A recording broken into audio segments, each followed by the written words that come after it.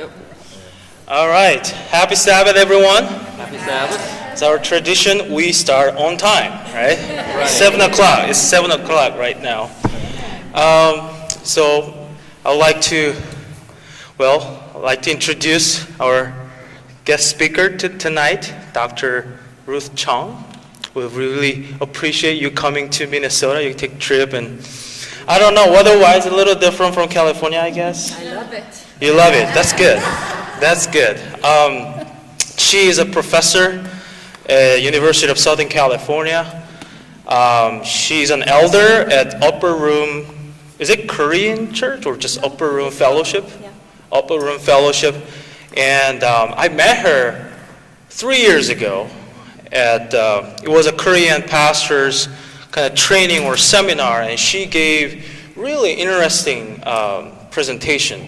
And that was just stuck in my mind, like, wow. And then when we're thinking about, diversity seminar or training for our church, and I was like, yes, she must be here. So we actually, it's 2 years ago, when Pastor Hall was here, we were thinking of inviting her, and somehow it didn't work that time. But I'm so glad that we have Dr. Chung here to give us this meaningful and very important topic that we need to talk about. Just look around this room. At this point, look around this room. That's the definition of diversity that we have. So, as we start, I would like to begin with prayer. So shall we bow our heads for prayer? Dear Heavenly Father, we thank you for this wonderful Sabbath.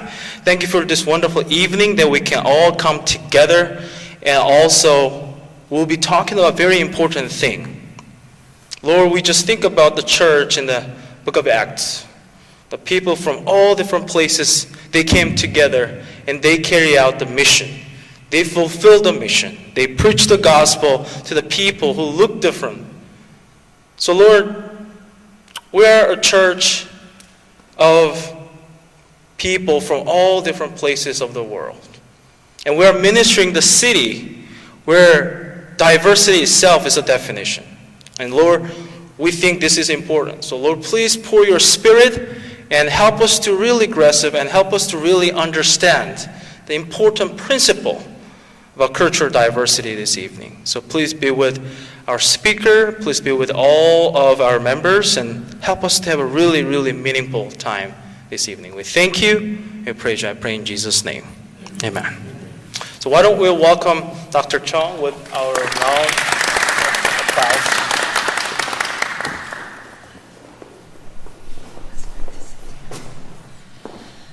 Thank you so much for inviting me. It's a real joy, a true delight for me to come and worship with you this Sabbath weekend. I do get many opportunities and invitations to speak at different churches. Usually I do parenting and family and marriage seminars. I'm hoping to address the combination of diversity and immigration and first-generation issues within the family tomorrow afternoon. But this evening, I'm going to address the topic that was specifically requested, and that is really how can we as a church really strengthen our community and be inclusive of the diversity that exists within.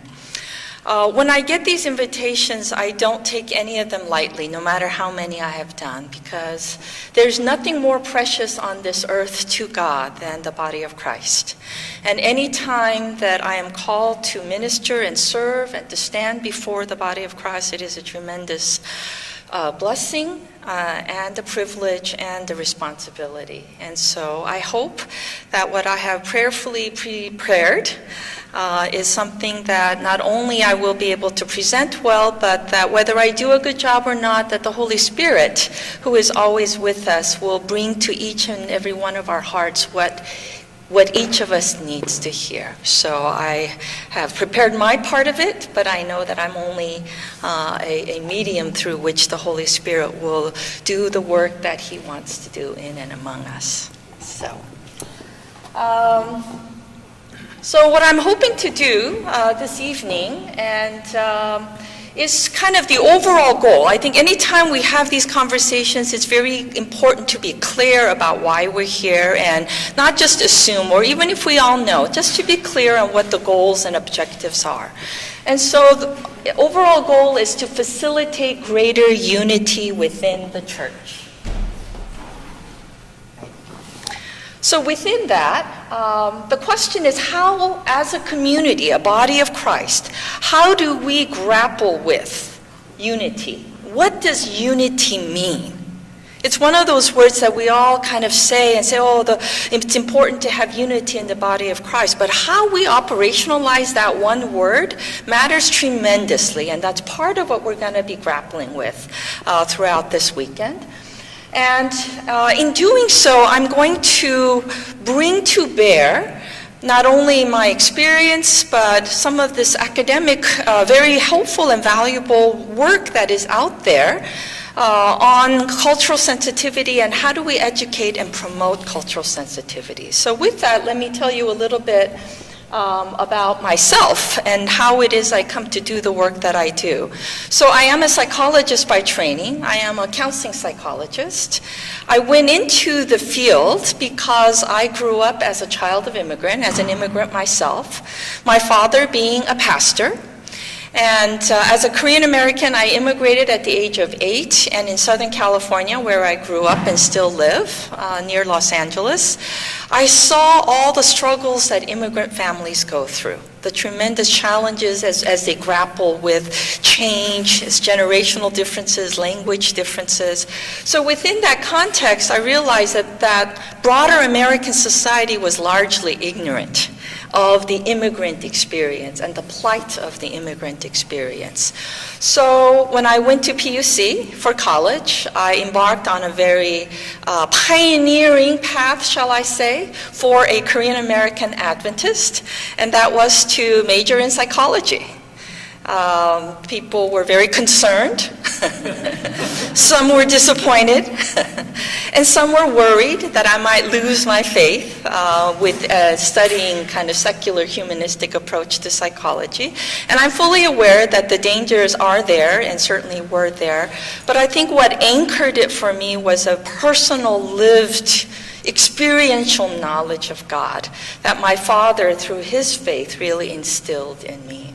But coming out of that was really this passion, a deep sense of calling that I had to serve and to educate broader society and to really minister unto immigrant families in particular. So I did my doctoral work at UC Santa Barbara, and in the area of multicultural counseling and immigration and culture and intergenerational conflicts in immigrant family. I also now, eventually along the way, I broadened my kind of application to not only doing research and teaching within the university context, but my main outlet for service is really within the community. So I do monthly workshops for Los Angeles Police Department on these kinds of issues. So some of what I'm going to cover is the same kind of content that I share with Los Angeles Police Department. Sheriff's Department, law enforcement. I share some of this information with industry, with businesses that are looking to maximize the potential within their diverse populations and communities. So this is the first time, however, I get to put all that I already do, but within a church context, I must say. And so I'm really excited by the challenge and hope that I'm able to really look at the intersection of these things. In doing so, I want to invoke this idea that Dr. Martin Luther King, based on his faith tradition, our Christian faith tradition, invoked this notion of the beloved community. How many of you are familiar with this concept? Okay. Nothing terribly radical. It's really the body of Christ, but focused in a way that he talked about, especially in the midst of the civil rights movement. He talked about the formation of the beloved community where a group of people come together for the purpose of a common good, for some common goal and purpose, who are committed to each other, who also then challenge and nurture each other to grow so that they can do the work and carry on the good work to which they are all committed to. Is that not us? Right. And so I wanted to kind of invoke the word and the concept that Dr. Martin Luther King talked about. But in order to do that, we need honesty. We need openness. We need trust. And we need to be able to have compassion without judgment. So in this space, I know that we are a church body, but at least particularly in this space, I hope that we're able to have honest conversations, and where there are genuine questions, that we're able to ask those questions and to be able to talk about them. All right? So I just want to set that as some ground rules for the time that we will spend and hopefully continuing on through tomorrow. So here's our biblical mandate, right? Unity in Christ. Psalms 133:1. How good and pleasant it is when God's people live together in unity. Make every effort to keep the unity of the Spirit through the bond of peace. Finally, all of you be like-minded, be sympathetic, love one another, be compassionate and humble. So these three verses in particular, I thought, really, again, reinforce not only the beloved community, but our mandate from God himself, from Jesus himself, as to what we are called to be. So with this as the foundation and the frame and the context in which we're going to have our conversation today, if you would, I know that you probably know each other pretty well, but it would be helpful for me just to know who you are and what you are doing. So if you could briefly just give your name, if you have any particular formal role in the church, and what you hope to get out of this session and this weekend. So very quickly, if you wouldn't mind, I'll start over here. That's what you get. No copying what I say.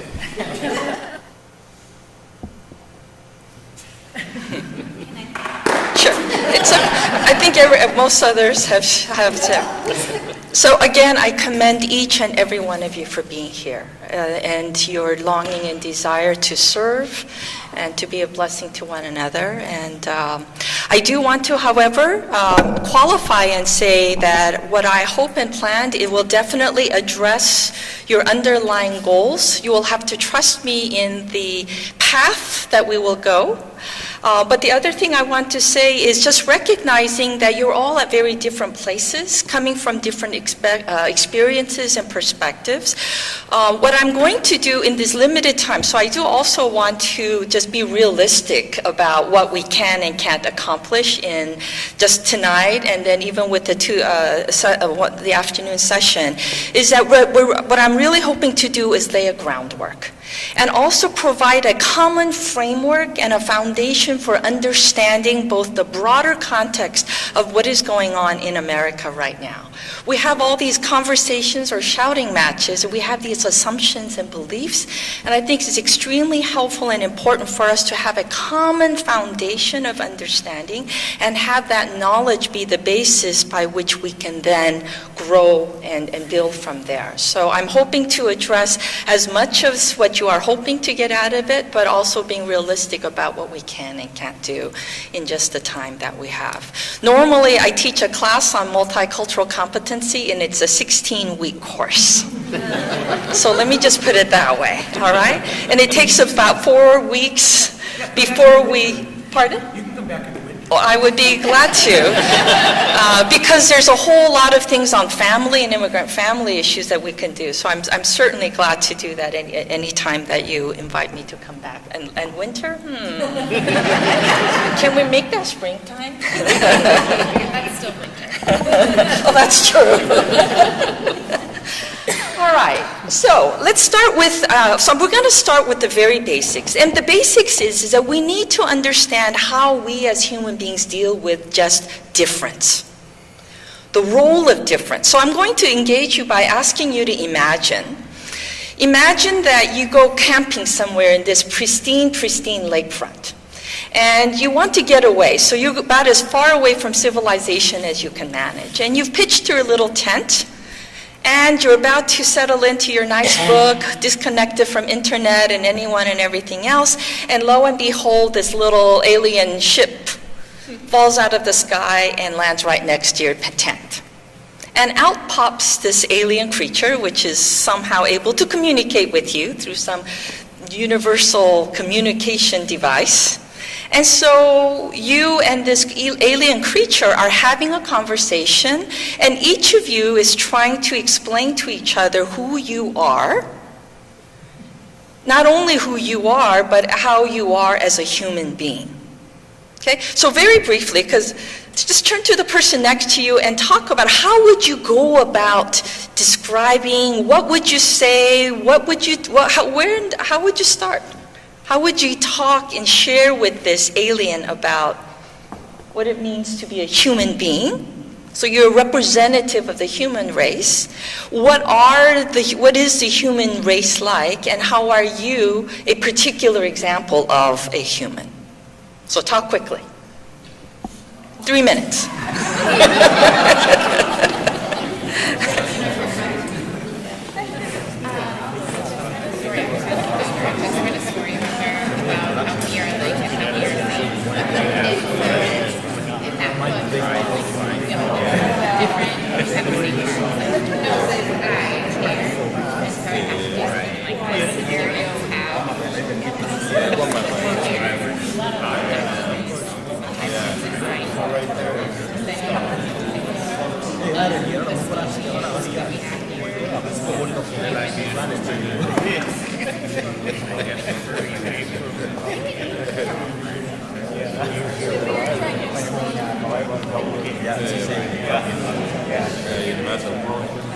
What dimensions would you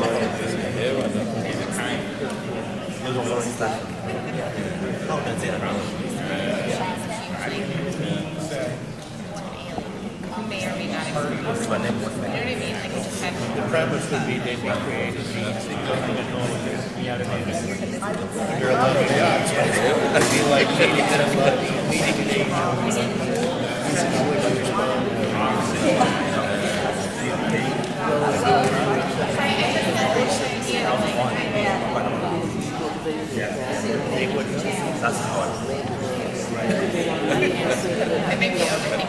All right.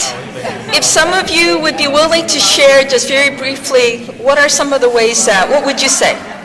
Where would you start? Where would you start? Oh, I'm one half a species and my wife's the other half. Okay, so you would focus on how human beings have different kinds of sex, and that's the most basic dimension of diversity of human experience is male and female. Okay? What else would some of you say? I think the first reaction would be shock. Your reaction or its reaction? Yeah, both. Both. Yeah. So we did share that the first thing that we'll need to know is where you coming from, which planet. Okay. Yeah. Okay, so you would first spend time to get to know each other a little Right. bit. Yeah. Because names wouldn't make any sense. Right. And as Christians, wouldn't the supposition be that they're created beings too? So what is your experience with God? What's your connection? You know, we're messed up down here. What? Are you guys messed up? My wife laughed at me about that. No, you know what? That is a beautiful, beautiful statement, because I've been using this kind of scenario, but it's always been in a secular context, and I've never, ever had the chance to have it be presented in that way. We are all creations of God, and so if we were able to have this kind of encounter, it would be with another child of God. Wow. That's deep. So I would want to know what it's like not to be messed up. Not to be human being. Okay. Others? Yes. I'm able to identify right from wrong Okay. That you have some morality. Okay. What else? We talked about emotions and how we might go about explaining that our species has emotions. Okay. What else? But basics like eating food and drinking water and sleeping and Mhm. things like that. Yeah. So it's really Yeah, they're basic experiences. very good. So eventually, at some point in time, we would talk about not only different types of human beings, male, female being one, but we could look different, but we may all have same kinds of basic functions and needs. Many of you talked already about qualities and traits that define humanity or human beings. Basically, if you think through this exercise, eventually it really becomes a conversation about how are we similar and different.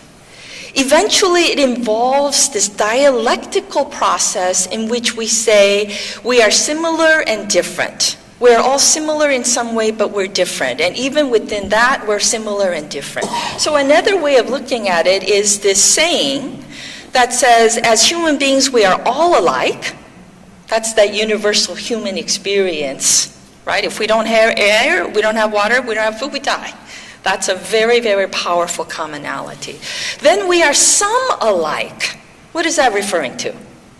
Even though we eat and we do those basic kinds of things, we kind of go about it very differently. We eat different kinds of things. We eat different ways. We have different customs and traditions about one. In one culture, it is really a bad taste to slurp and make sounds when you're eating. In other cultures, you're supposed to slurp loudly.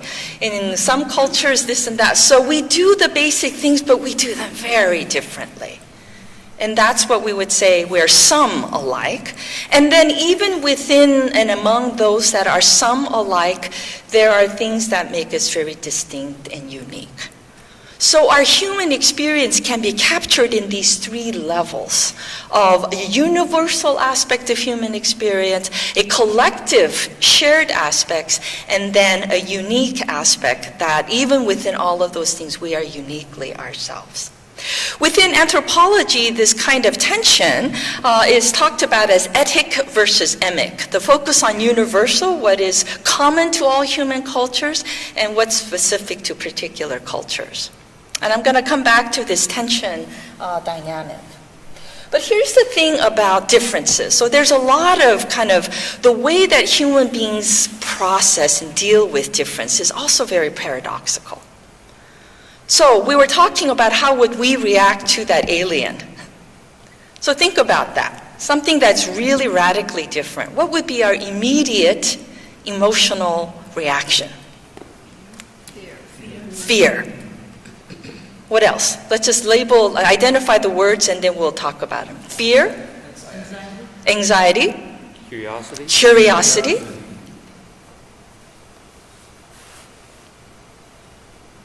I think that kind of captures well. This is the interesting thing about difference is that it elicits this paradoxical response of like, on one hand, it's not familiar. Things that are not familiar make us anxious a little or because we don't know how to react, right? At the same time, we have an innate need for novelty. If everything is the same and if everything was familiar, guess what? The mind goes crazy. We need stimulation, we need difference, we need variety. And the best example of that, you know what happens when people are put into an isolation chamber?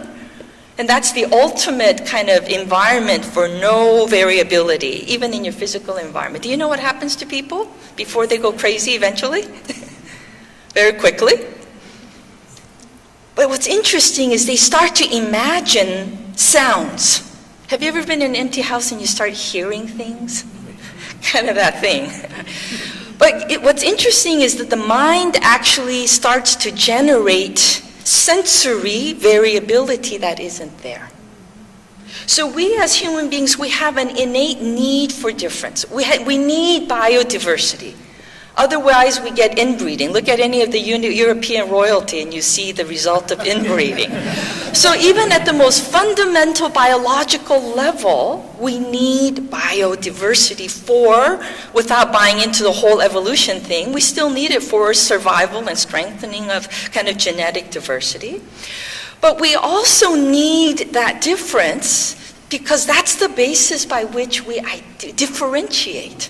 I am Korean American means that I am not something else. I am female means I am not something else. I am Christian means there's an alternative to that, right? So almost everything that we use to define who we are and describe who we are is meaningful only in relation to something that is not. So there are all these ways in which we need diversity for survival and we need diversity for enrichment. And at the same time, when we see something diverse, different, the stranger it is, the more we go, huh. So we were struggling with this, right?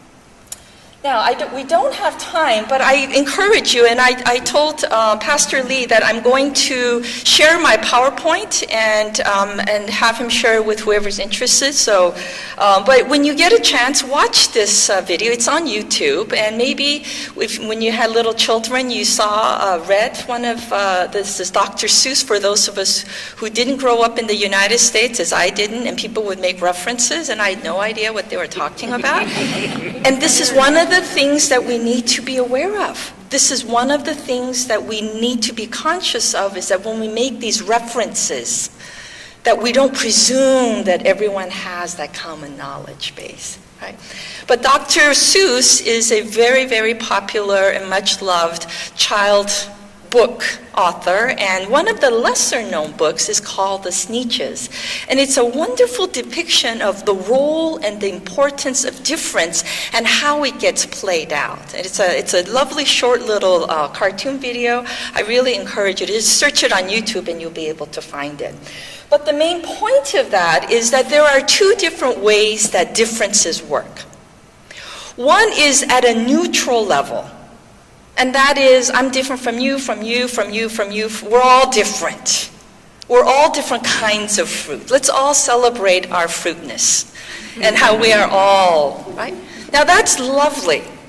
But the reality is that most human differences do not operate in a neutral vacuum.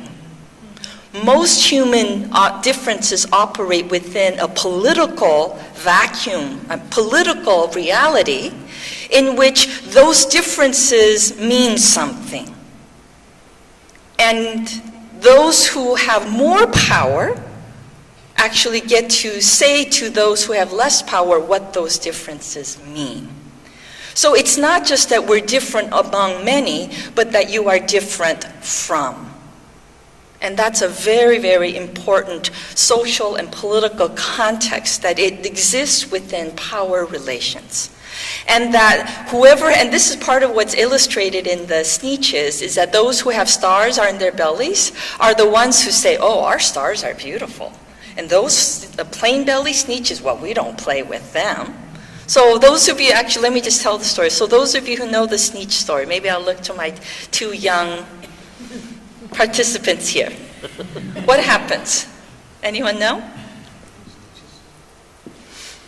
So the plain belly Sneetches who get ostracized from society and hamburger roasts and beach parties, and by the star bellies who go around saying, oh, we're the star bellies, and you, star belly, you don't play with those plain belly Sneetches. So this very Mr. Chappie comes along with this contraption, and he goes to the plain bellies and says, hey, you want to be like those star bellies? Well, for $5, you can get a star on your stomach. So all these plain bellies go through and they come out with stars on their bellies. And then they go to the original star bellies and say, hey, we've got stars on our belly. Can we join you? Do the original star bellies let them join? No. The original star bellies all of a sudden say, oh, it's no longer in fashion to have stars on our belly. So what did they do? They go to the same Chappie guy, and they go through the machine. Well, he actually comes to them and says, hey, you want to get those stars off your tummy? So again, he goes, for $10, I will get... And then they go through, and then they keep going back and forth until the moral of the story is everybody's broke because they've spent all this money, and nobody knows who's what. And then this chappy guy goes off and says, those snitches, they will never learn. Basically, the things that we focus on. We have an innate need to say people like us, to make differences, and to say people like us versus what? Them. It's us versus them. And then to say people like us are what? Better. Whether we realize that or not, that is built into the human psyche. We have need for difference, but those differences are not just neutral. That we use those differences to define who we are, but ultimately we use those differences to say why we are better. And even if we're not conscious of it, our society is constructed in a way that that's been said and reified and reinforced and built into the very fabric of our society. So that you don't even have to think it. It's just there. So, the way that I'm going to approach our time here is to focus on a model that is used within my field of multicultural counseling to educate. So what I direct the marriage and family therapy program at the University of Southern California. It is a master's program that trains people to become therapists.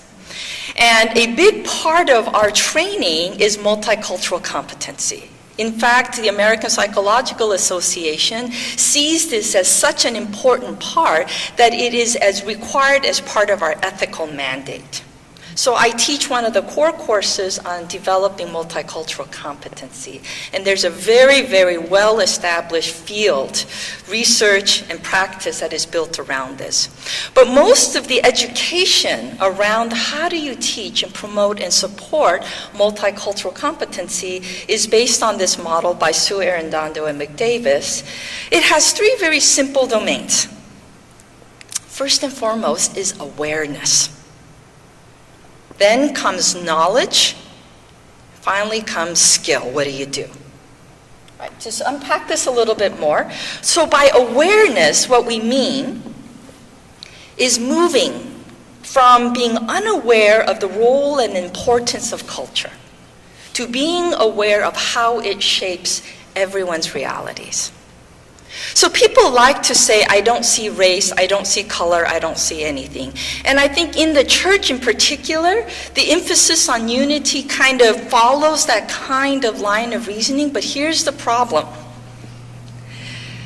Pretending not to see it, which is sticking our head in the sand and saying it doesn't matter, versus understanding and accepting the ways in which it really matters, and then working to come to a sense of unity are very different places. So we have in our field also stages of racial identity. And the first stage is a lack of awareness, a lack of recognition about the salience, the importance of race or culture in any one of us' experience. Now, mind you, who is most likely to say race or culture doesn't matter? White males. Why? Because they have the most power. They have the least effect. Cultural norms have the least effect on white males. I thought it was because we're the ones that are most picked on. So let's deconstruct this a little bit more, because in this particular social political context, we do focus on white Americans and then white males in particular of the privilege, but I want to move it back from that to focus much more on kind of in what, because given any particular context, that could be us. So I want us to understand the underlying ideas of under what context, under what situations are we most likely to deny the importance of whatever dimension of difference? People that don't think like we do. Okay? We don't know that it matters. Yes. When would you, so under what circumstances would you be able to not know that it matters? When? My friends have similar experiences to Exactly. Yes. When it doesn't affect you. It doesn't affect you. Yes. What else?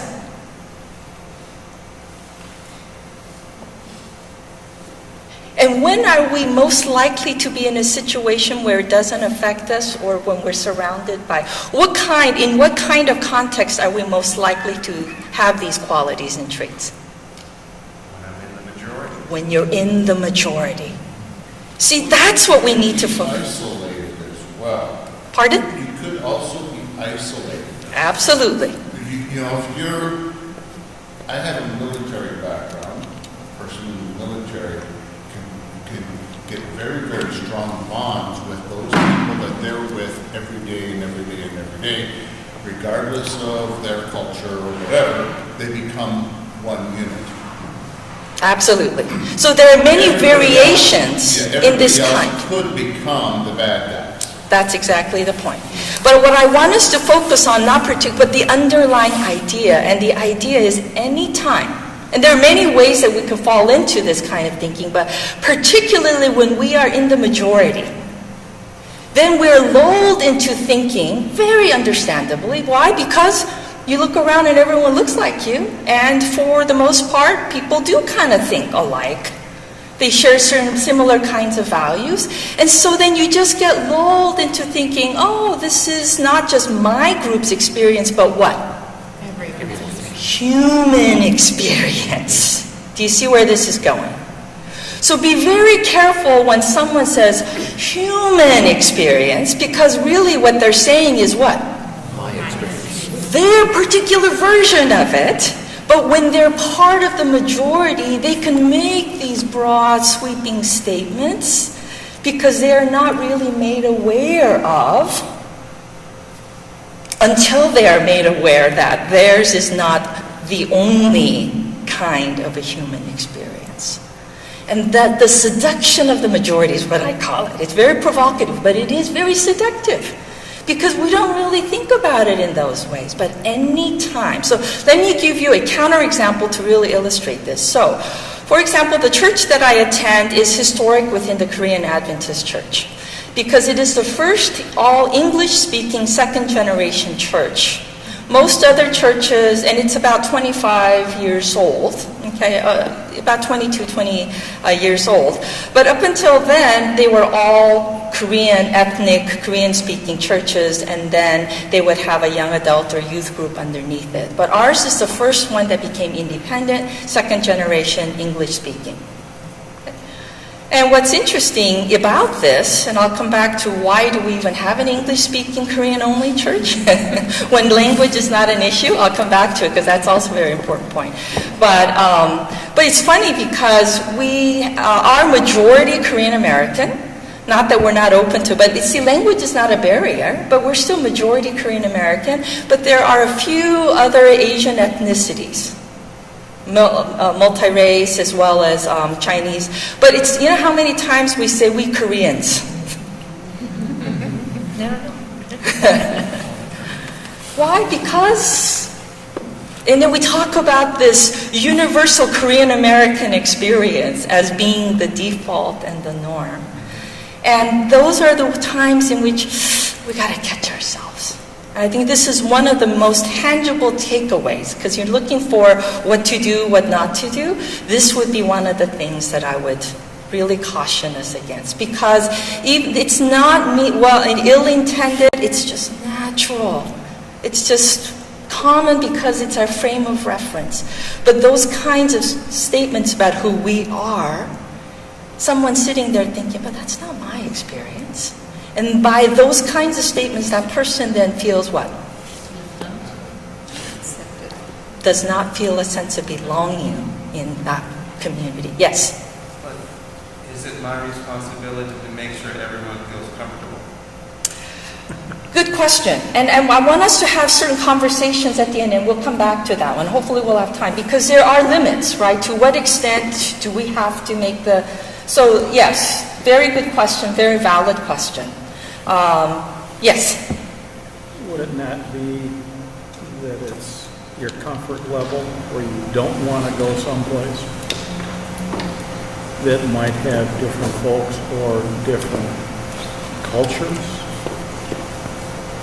that you feel very uneasy going to, and that's why you stay where you are? Yes. And what is, so I'm going to ask the question, and I want to talk more about why. Because you're talking about why it is that we react to difference or strangeness in certain ways. So, very good. Okay. So part of it, so awareness, moving from not being aware to becoming aware of meaningful differences, being aware of our own culture, so owning our own culture, not universalizing and saying, but this is how I was raised, this is my particular cultural frame of reference, this is my particular family. And then also being aware of how who I am really affects the way that I view things, the judgments that I may have about other people.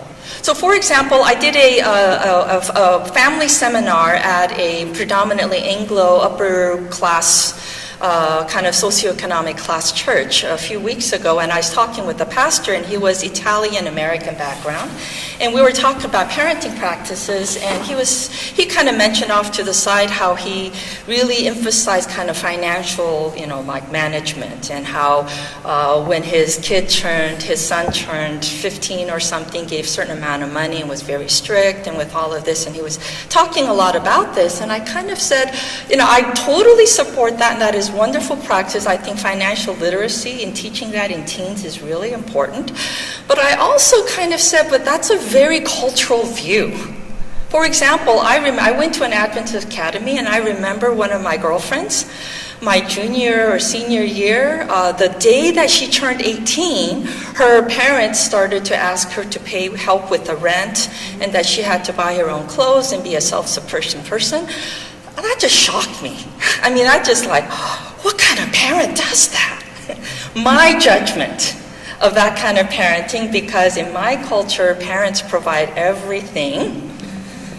But with the reciprocal understanding, at least within the original cultural context, we don't have Social Security originally. I mean, now it's different in Korea, but then the expectation is once the kids grow up, they provide. So this is a different cultural model. But then he looked at me with the same kind of shock of like, really? And so in this little conversation about parenting practices, we were encountering very different worldviews and perhaps internally judgments about what the other culture is practicing. So anytime you have different views coming together, there's an inherent tension that's about value conflicts. And with that, certain kind of judgments that inevitably arise, right? So, the other aspect is knowledge. So first is awareness and the focus. So when we think about cultural awareness, we tend to focus more on the outside, right? What do I need to do? What do I not need to do? But what this model is saying is it first starts with you. Your own understanding, your own acceptance, your own awareness of who you are and what you bring as you interact with others who are different from you. Then comes knowledge. And it can be how cultures differ from each other. It can be about even terminology. And it isn't just a matter of social, political correctness. How we refer to one another has tremendous importance. And so part of what I'm going to cover in a minute is some of these knowledge pieces. Okay? And with certain groups around us, really educating ourselves as to particular kinds of, like, what is that experience really like? And going beyond just a superficial awareness. And even to be aware of the broader context of America and what is our history? Even if you're a recent immigrant, as recent as however many weeks, that as soon as you set foot in America, we inherit all the history of this country, good and bad, because it gets played out and replayed every day. And so I need to understand what some of those difficult dialogues and assumptions are, which I'm also going to talk about very briefly. And finally is skills. And the thing is that, and I say this to my students on the first day of class, I shared with him this model, and I asked him honestly, when you start, and I asked him the same thing about what are your expectations and hopes coming out of this class. And invariably, as therapists, what they want is, I want to know what to do and what not to do. Kind of version of right? Except they're therapists, so they kind of need to have very concrete things. But what I tell them is, guess what? There's the least amount of focus is going to be the do's and don'ts. Why do you suppose that is? I think we're mostly focused on that. Like, tell me what to do and tell me what not to do. But why, think about it, why is that not, as much as we want that? It doesn't come from understanding. Yes. You can't do a shortcut. What we want is just a Band-Aid. I don't really want to have to think about this. I don't really want to have to look inward. I don't really want to have to own things. I don't really want to have to, just tell me what to do. So it's a very shortcut, and I would say a lazy approach. I'm going to make a value judgment. It's a lazy approach, a Band-Aid approach to something that is much deeper. What's another reason why? It doesn't provide flexibility. Exactly. As soon as I say, you should do this, guess what? You're going to have 10 people saying, that doesn't work for me. So as much as we want this quick and easy cookie cutter approach, it's too limiting.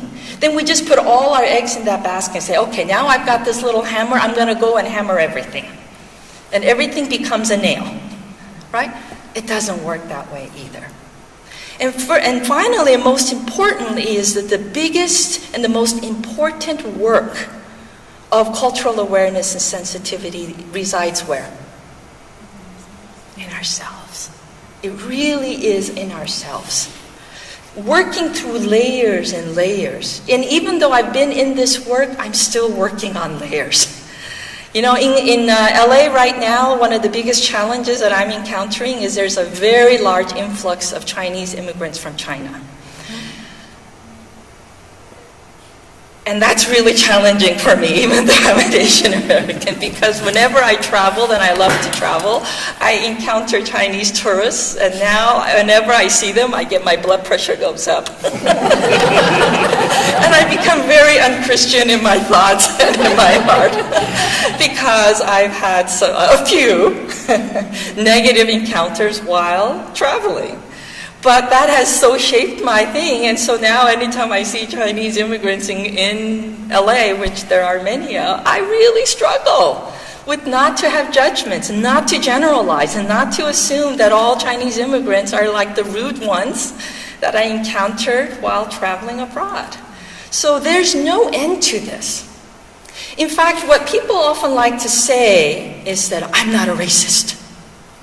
And they think by saying that it's some, but you know, I would say that the person who says that is the one who is most in danger of. Why do you suppose? So they're already thinking they've got to, self-denial. It is. And you know what? What we really mean by it, I know what people mean. I do know what people mean, but I think we need to really dissect that. What we really mean is, I do not mean to be a racist. I do not intend to be a racist. I don't want to be a racist. That is a perfectly fair statement. But the moment that they say that I am not, they've closed off their minds and ears to the possibility that they can be. And guess what? Human nature is such. It's an automatic process. If not racism, it'll be some other ism. I call it differentism. It's whatever dimension. And guess what? In Scandinavia, I work and I do some teaching in Finland, and I've been interacting with colleagues there, and they're struggling with diversity. Do you know what it is? Because they're a predominantly Lutheran. I mean, you probably have some folks around here. They're predominantly Lutheran. Guess what? Anyone who is not Lutheran, that's the dimension of diversity that they are struggling with. And we laugh and thinking, that's their idea of diversity, but it's real. You go to Finland and you're not a Lutheran, guess what? You very much feel like an outsider as much as any dimension of diversity that we struggle with as a society. right? So again, I'm trying to kind of look at the broader context and identify the underlying processes that trigger this. So, what are the 3 ways in which we go about growing and promoting multicultural awareness? First and foremost, awareness of whom? Ourselves. Understanding, uncovering layers of who we are. Then, knowledge. Okay? So other specific groups about their actual lived experiences, not what you think that you know, but what their actual experience is. And finally is skills. That's the small thing. But once you work on the first 2, guess what? You develop the perspective and the sensitivity that will enable you to be smarter, that will enable you not to make those kinds of mistakes, knowingly and unknowingly. So, I'm going to illustrate the first part of this, and maybe some of you may not need it, but it'll be fun, so I'm going to do it anyway. Again, making sure everyone has a common foundation. So I'm going to ask you to do this exercise. So find a partner. Okay? This is a paired exercise. Find a partner. Designate one person as A and designate the second person as B. Let's do this quickly. A and B. Who's A?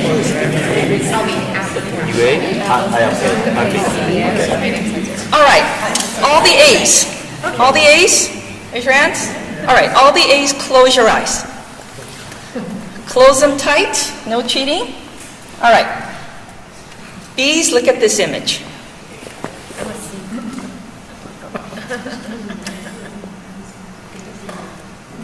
All right? Everyone close your eyes now. Everyone close your eyes. Everyone? No peeking? All right? Now, A's, open your eyes. All the A's. Only the A's, open your eyes. And B's have to close them? Yes, yes. Oh, okay. Only the A's, open your eyes. All right, everyone close your eyes. Everyone's eyes closed? Okay, now everyone open your eyes. Now talk with each other about what you see. What do you see in this image? Oh, I know this. If you do know, don't give it away, but just have a conversation. A woman with a feather in her hair. A covering her hair. What is that? Is that they have something. Yeah, I'm just going to no. Yeah, that, the other thing you see is a wicked witch. Other things. Yeah. It depends on, you might see both of them there, but yeah, scarf on her hair and a feather in her hair. But you consider a beautiful woman, I think. You can see it in the witch as well. Yeah. Yep. They're both there. All right, what are you seeing? Before we get to the 2, tell me what one thing you see. An old lady. Okay? Anyone disagree? You see a young lady. I see them both. See both. And some of you can see both. Okay? So isn't this interesting? Are we not looking at the same objective reality? Are we not looking at the same shading and the lines? We could surely agree on that. How is it that some of us see only an old lady?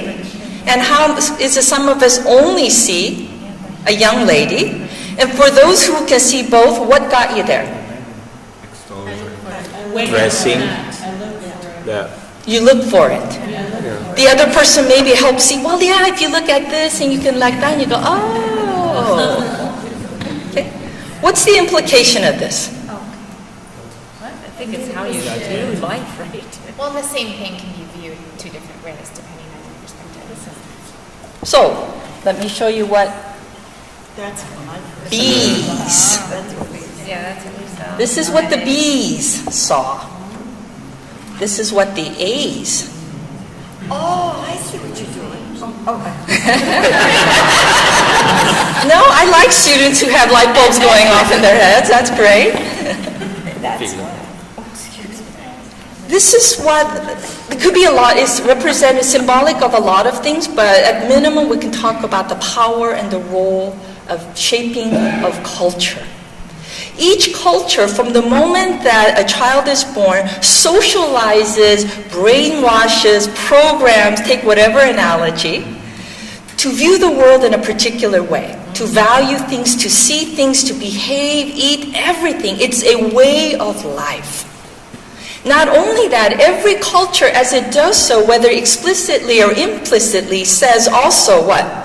Our way is best, better than others. We call that ethnocentrism. That is built into.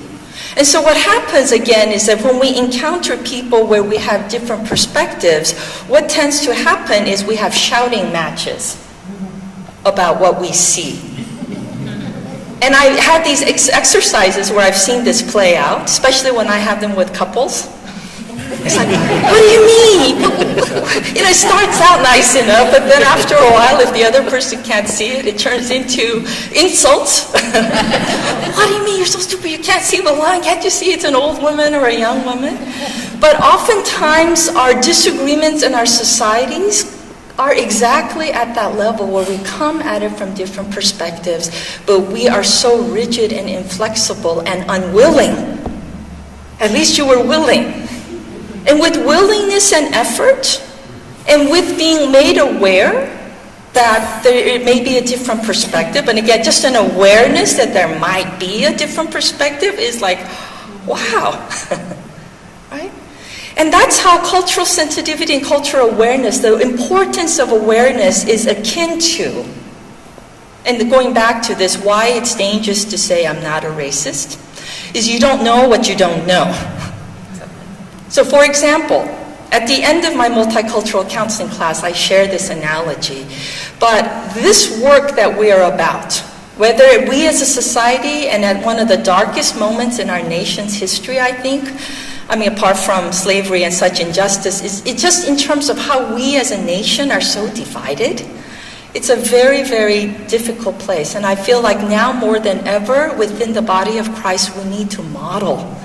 We need to model the harmony and the unity and the reconciliation and the understanding. We need to be, regardless of whatever your political, I'm not up here to proselytize or judge or anyone about their political views, but wherever you are on the spectrum, we as children of God, as a body of Christ, are called to be that beloved community. And we, if not out there, we in the church, we have to be able to deal with this. And that's why you're here. And again, that's why I want to just affirm your commitment to this and why this is so important, which you already know. But going back to it is, it's kind of like this work is always ongoing. We will never ever be beyond it. And it's akin to when you start driving, what's one of the first things that you're taught? Besides the mechanics, when you start going on the road, what's one of the first things that you're taught? Keep your eyes open. Okay. Don't hit anybody, don't hit anything. Mm-hmm. Hands up. Check not only your rear view mirror, but what? Side. Check your blind spot. Now, can you ever get to a point where you say, oh, I know that, I don't have to check my blind spot? Have you ever done, I've had this many times where I think I've checked and I think I know, like, oh, I don't, or that one time where I feel like, I don't need to check, and I go into a lane and bing, you know what happens, right? That's the nature of this work. And that's, again, especially important, and why it's so dangerous when people say, I don't have a problem. It's really akin to saying, I don't have to check my blind spot. I don't have a blind spot. That's the kind of the naive argument, right? I'm going to illustrate the importance and value of cultural difference in another way. I'm going to use East Asian culture and values, but I'm going to broaden it not just to Asian, but also to other collectivistic cultures, of which most of the world is actually collectivistic. And again, this is just kind of nothing new, but maybe deepening our awareness and appreciation for how salient, how shaping, and how important some of these differences are, before we come back to focusing on the similarities. But look at this. One of the core Asian values By East Asian, I mean predominantly Chinese cultural origin, adapted by Japan and Korea as well. One of their main values of society is maintaining harmony and balance. Okay, these are very flowery words, but I'm going to illustrate it for you. So this is a very typical painting in East Asian kind of art. Okay. What do you notice about this painting? Limited color palette. It's very monochromatic. Okay, in fact, even this has probably more color than it's supposed to. Okay, very monochromatic. What else? The mind fills in the gaps. Pardon? The mind fills in the gaps. Mind falls in the... No, the mind fills in. The mind fills in the gaps. Okay, okay. I'm glad that yours does. Okay. No, I'm serious. Everyone else's does, I guess. Most of the lines are just a curve and softness about it. Okay. What about the scale of view? Very distant, right? And so part of what this painting depicts as a very common motif in East Asian paintings is exhibiting this emphasis on harmony and balance. So for example, in contrast to many Western paintings, look at the scale and scope. You have the human being, but the human being is located what? Within, as one part of the bigger context. You have all of the natural elements. You have flora, fauna, water, sky. You have all of that nature. And you have it depicted kind of in this very large proportion. And then you have the human being not at the center of everything, but in proportion to where they really are in relation to the world. Another very important value within East Asian culture is emphasis on the group. We call it collectivism. And this is in very clear contrast to Western European cultures. And that's where I think the pastor and I talking about financial management and teaching that really came into focus. Because within our tradition is that the parents provide for everything for kids when they're kids, and then later on we call it an interdependent system, right? But the emphasis on the group. So for example, within Korean and Asian traditions, at least Chinese, the last name comes first. Because it's the family name that matters. And then your individuality is secondary. Birthdays are not such a big deal. In fact, within Korean tradition, you only get 2 real birthday celebrations. Anyone know? No. Besides the Korean person in the room. Unless there are other secret Koreans I don't know of. First birthday, right, and that's basically say, hooray, you made it, you survived. They often didn't even register the children on the family register until after the first birthday. And by that time, some people forgot what their actual birth date is. That's how insignificant birthdays can be. And then what's the other birthday? When they're legally adult. Not really. That distinction isn't that important within. 100th birthday? Oh, they didn't live that long. But the equivalent of 100 back then, 60. They got a big celebration at 60. I missed mine, I guess. But now within Korean Americans, like, oh, we live so long, 60? Who's going to have a celebration? But that was the idea. First is like, lucky you survived, and lucky you lived so long. Because back in the day, it was, right? All the other birthdays in between, every time it's January 1, do you know what happens? Nothing. No. Everybody's birthday is January 1. It is. Can you imagine that? For real? Yes. Well, meaning, I mean, you don't really celebrate it, but basically, like, everyone on January 1 automatically turns... Another year old. Yes. That's Kenya. That sounds like Kenya. Collectivistic culture. We're not so hung up on when everyone's birthday is and we calculate and have these big parties and no, none of that. It's like, yeah, you're alive, great. But this emphasis on individuality, right? So here's an interesting illustration. So you saw the one on the right. Compare. The painting on the Asian painting is kind of illustrates the most prototype, common motif. And the one on the left is the most recognized painting in Western society. Why is that painting so famous? I don't know. I don't like it. Why is it? People conjecture and they don't understand the woman and is she smiling, is she not smiling? There's a lot of mystery involved. Right. Yeah. It's Leonardo's female alter ego. But you know that this painting of a nobody and the mysteriousness of this nobody would never have been painted within East Asian cultures. Nobody would give a hoot. But the fact that this painting about this, not only is she an individual, but look at her in relation to the background. Do you know that actually in relation to the background, the perspective, she's basically a giant.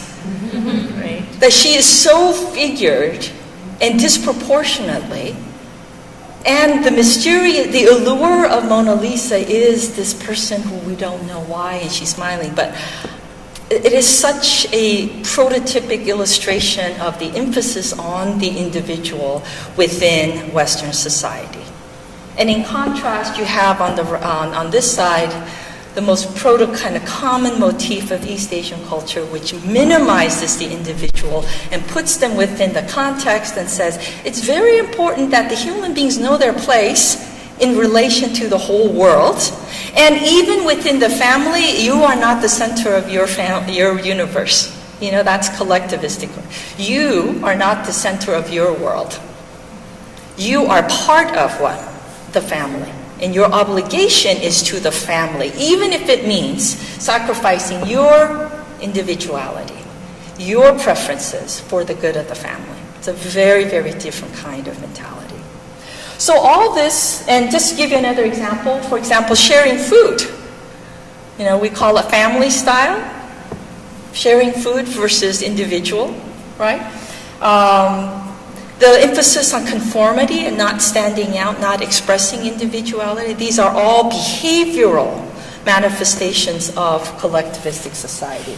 And just to give you a sense of how prevalent individualism is and collectivism, you'll see that the color red represents individualistic societies, and the other colors, the green is most collectivistic, and yellow and orange is somewhere in between. And this is based on a very, very rigorous model with assessment developed by Gert Hofstede, looking at how countries and how nations differ in certain core values.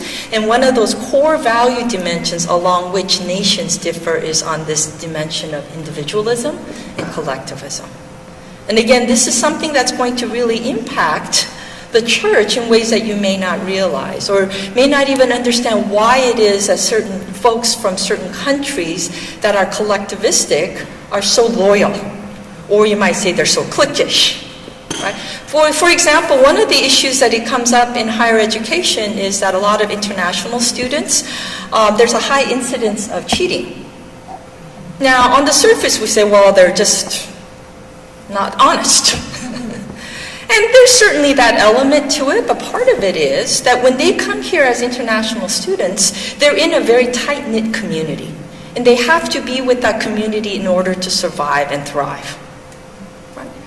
And when someone who's older in that community says, hey, you give me your notes, or hey, you help me with something, you can't just say, hey, that's not right. In theory, from our Western perspective, it may seem that easy, but for that person, it's not so easy. And these are the ways in which these value differences play out. Yes? How do you interpret the gray? Is that just no data for those areas? Yes, that's right.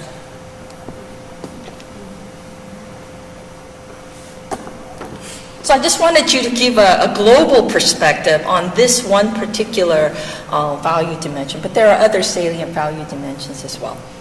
So, some of the knowledge items. So one of the things I want us to be clear about is we use these terms interchangeably, and we use them in a very vague and fuzzy way. But I want us to at least have a clearer understanding of what we mean by race, what we mean by ethnicity, and what do we mean by nationality. So, turn to someone who is of a different As different from you, well, okay. Try to find someone that's different. Well, it's just that I wanted you to move. Let's get up. Find someone who's very different from you. Let's move a little, okay? It's been an hour. You need to get up and exercise. Move, okay? Find someone who's not very similar to you and answer, okay? What is your race? What is your ethnicity? And what's your nationality? Ask that. A few folks.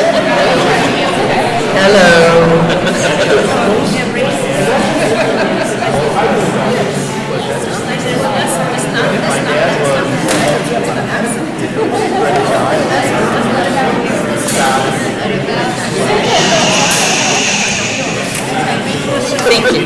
Okay, I'm going to ask a few selective folks, okay? So humor me. The lady in the white jacket who's talking, can I ask you? Yeah. Would you mind sharing how you... Yes. Well, at least my experience has been that race has been more like if you're Hispanic or Caucasian or Black American, then for ethnicity... No, so how do you identify? If you were... How I identify myself? Hispanic. Okay. And ethnicity? Well, ethnicity usually for me, it means like if you're Mexican or Spaniard or Puerto Rican. Or, so for ethnicity, because we're Puerto Rican, we're associated from the United States, we're Americans. Okay, then nationality. We're Hispanic American. Okay. Okay. May I ask you, the lady in the burgundy? Yes. So what do you want to know? Sorry. How would you identify along those three terms? So I was telling Reed. Yes. Okay, I did. I was telling her that my race, even though I don't believe in the concept of race, I would say that I'm Black. My ethnicity, though, is different, and my nationality is American. So my ethnicity is a mix of cultures depending on who.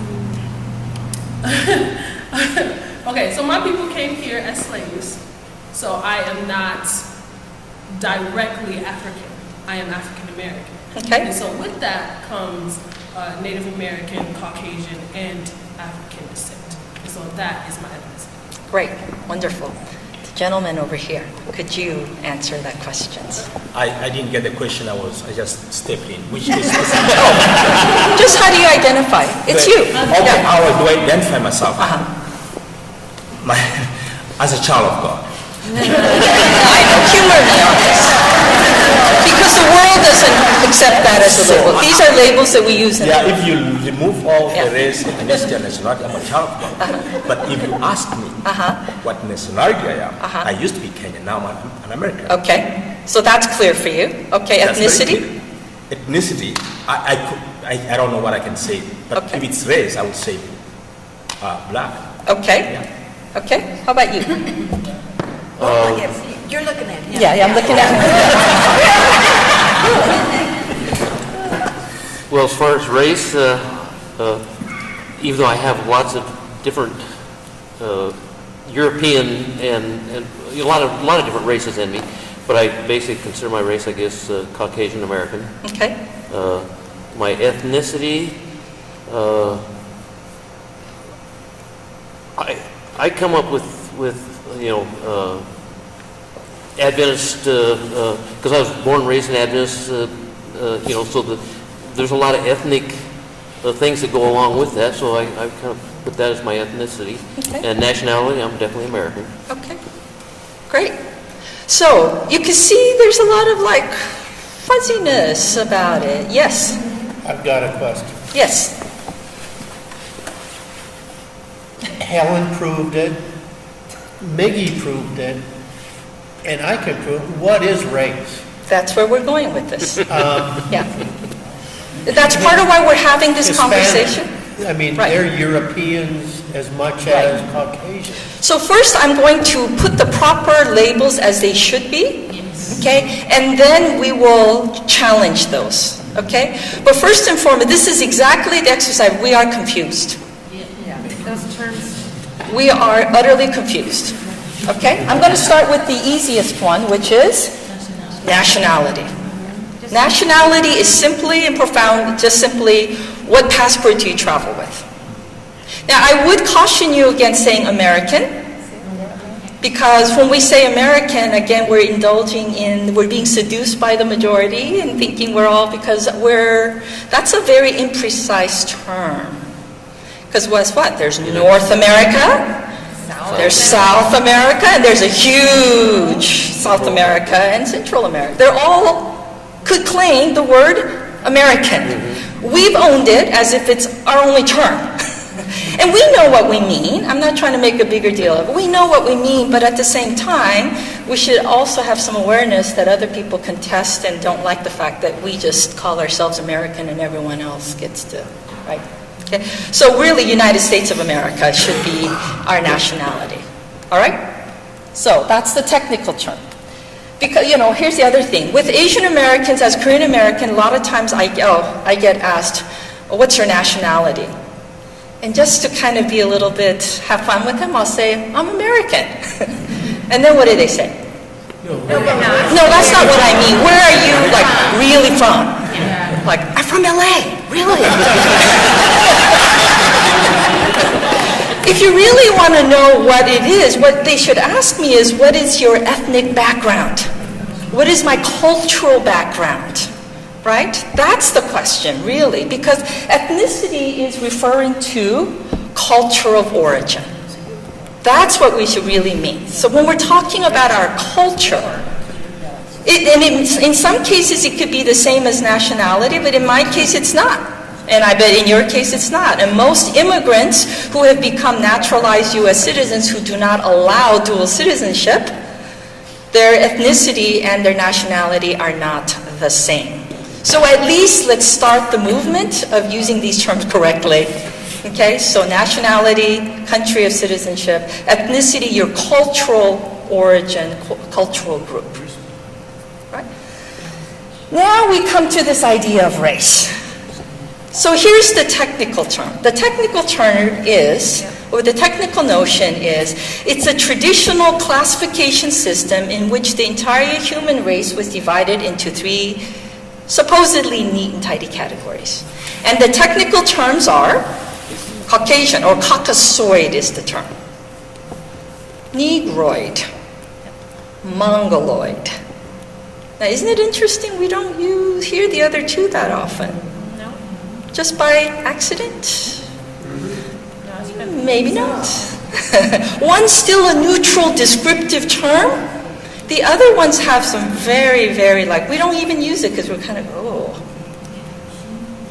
maybe by accident, maybe not. That's up to you. Okay? But that's the technical term. So I go back to the lady who said you're Hispanic. What technically are you? Let's all tell her what she is.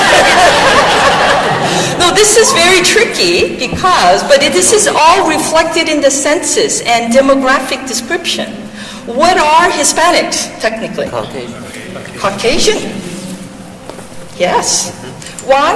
Because this idea of race, so we're just talking about it as it has been originally. We're not, and then we're going to contest it. But basically, supposedly these three racial classification systems are based on physical characteristics. We call it phenotype, based on skin color, shape of the eyes, and hair texture, and so on and so forth. Okay? But you have to understand the origins of this term. Who do you think developed this system of classification? Europeans. Exactly. People in Africa, people in South, no, we didn't come up with this term. We didn't come up with this system, but guess what? It got exported to everywhere. Do you know to what extent it got exported? It even got exported to my father, who is a pastor, when we first came to the United States, and I'm jumping ahead here, but the role of religion in perpetuating and institutionalizing racism is extremely painful. And yes, some of it we can say was in the past, but I have to say that it continues very much within the context of faith. But when we first came to the United States and I started to see racial diversity, and I asked my dad, as I said, naive 7-8-year-old, Dad, how did God, do you know what story my dad told me? God-fearing pastor about the origins of the race? Some of you have heard it. Come on, tell me. It goes back to the story of Noah. What about it? Come on. It's hard, isn't it? Let's get it out. Well, that's why I want everyone to hear it. The three sons and the one that laughed at Noah. The curse of Shem. Ham got cursed, and the dark-skinned one. He went to Africa, and then right? one went up into Europe and one went to Asia. That's right. So the three sons of Noah, remember after the flood, he got drunk and then he was kind of laying drunken and exposed himself. Ham, the oldest son, laughed at his father, right? And he was cursed by Noah afterwards. And then Shem is the second one.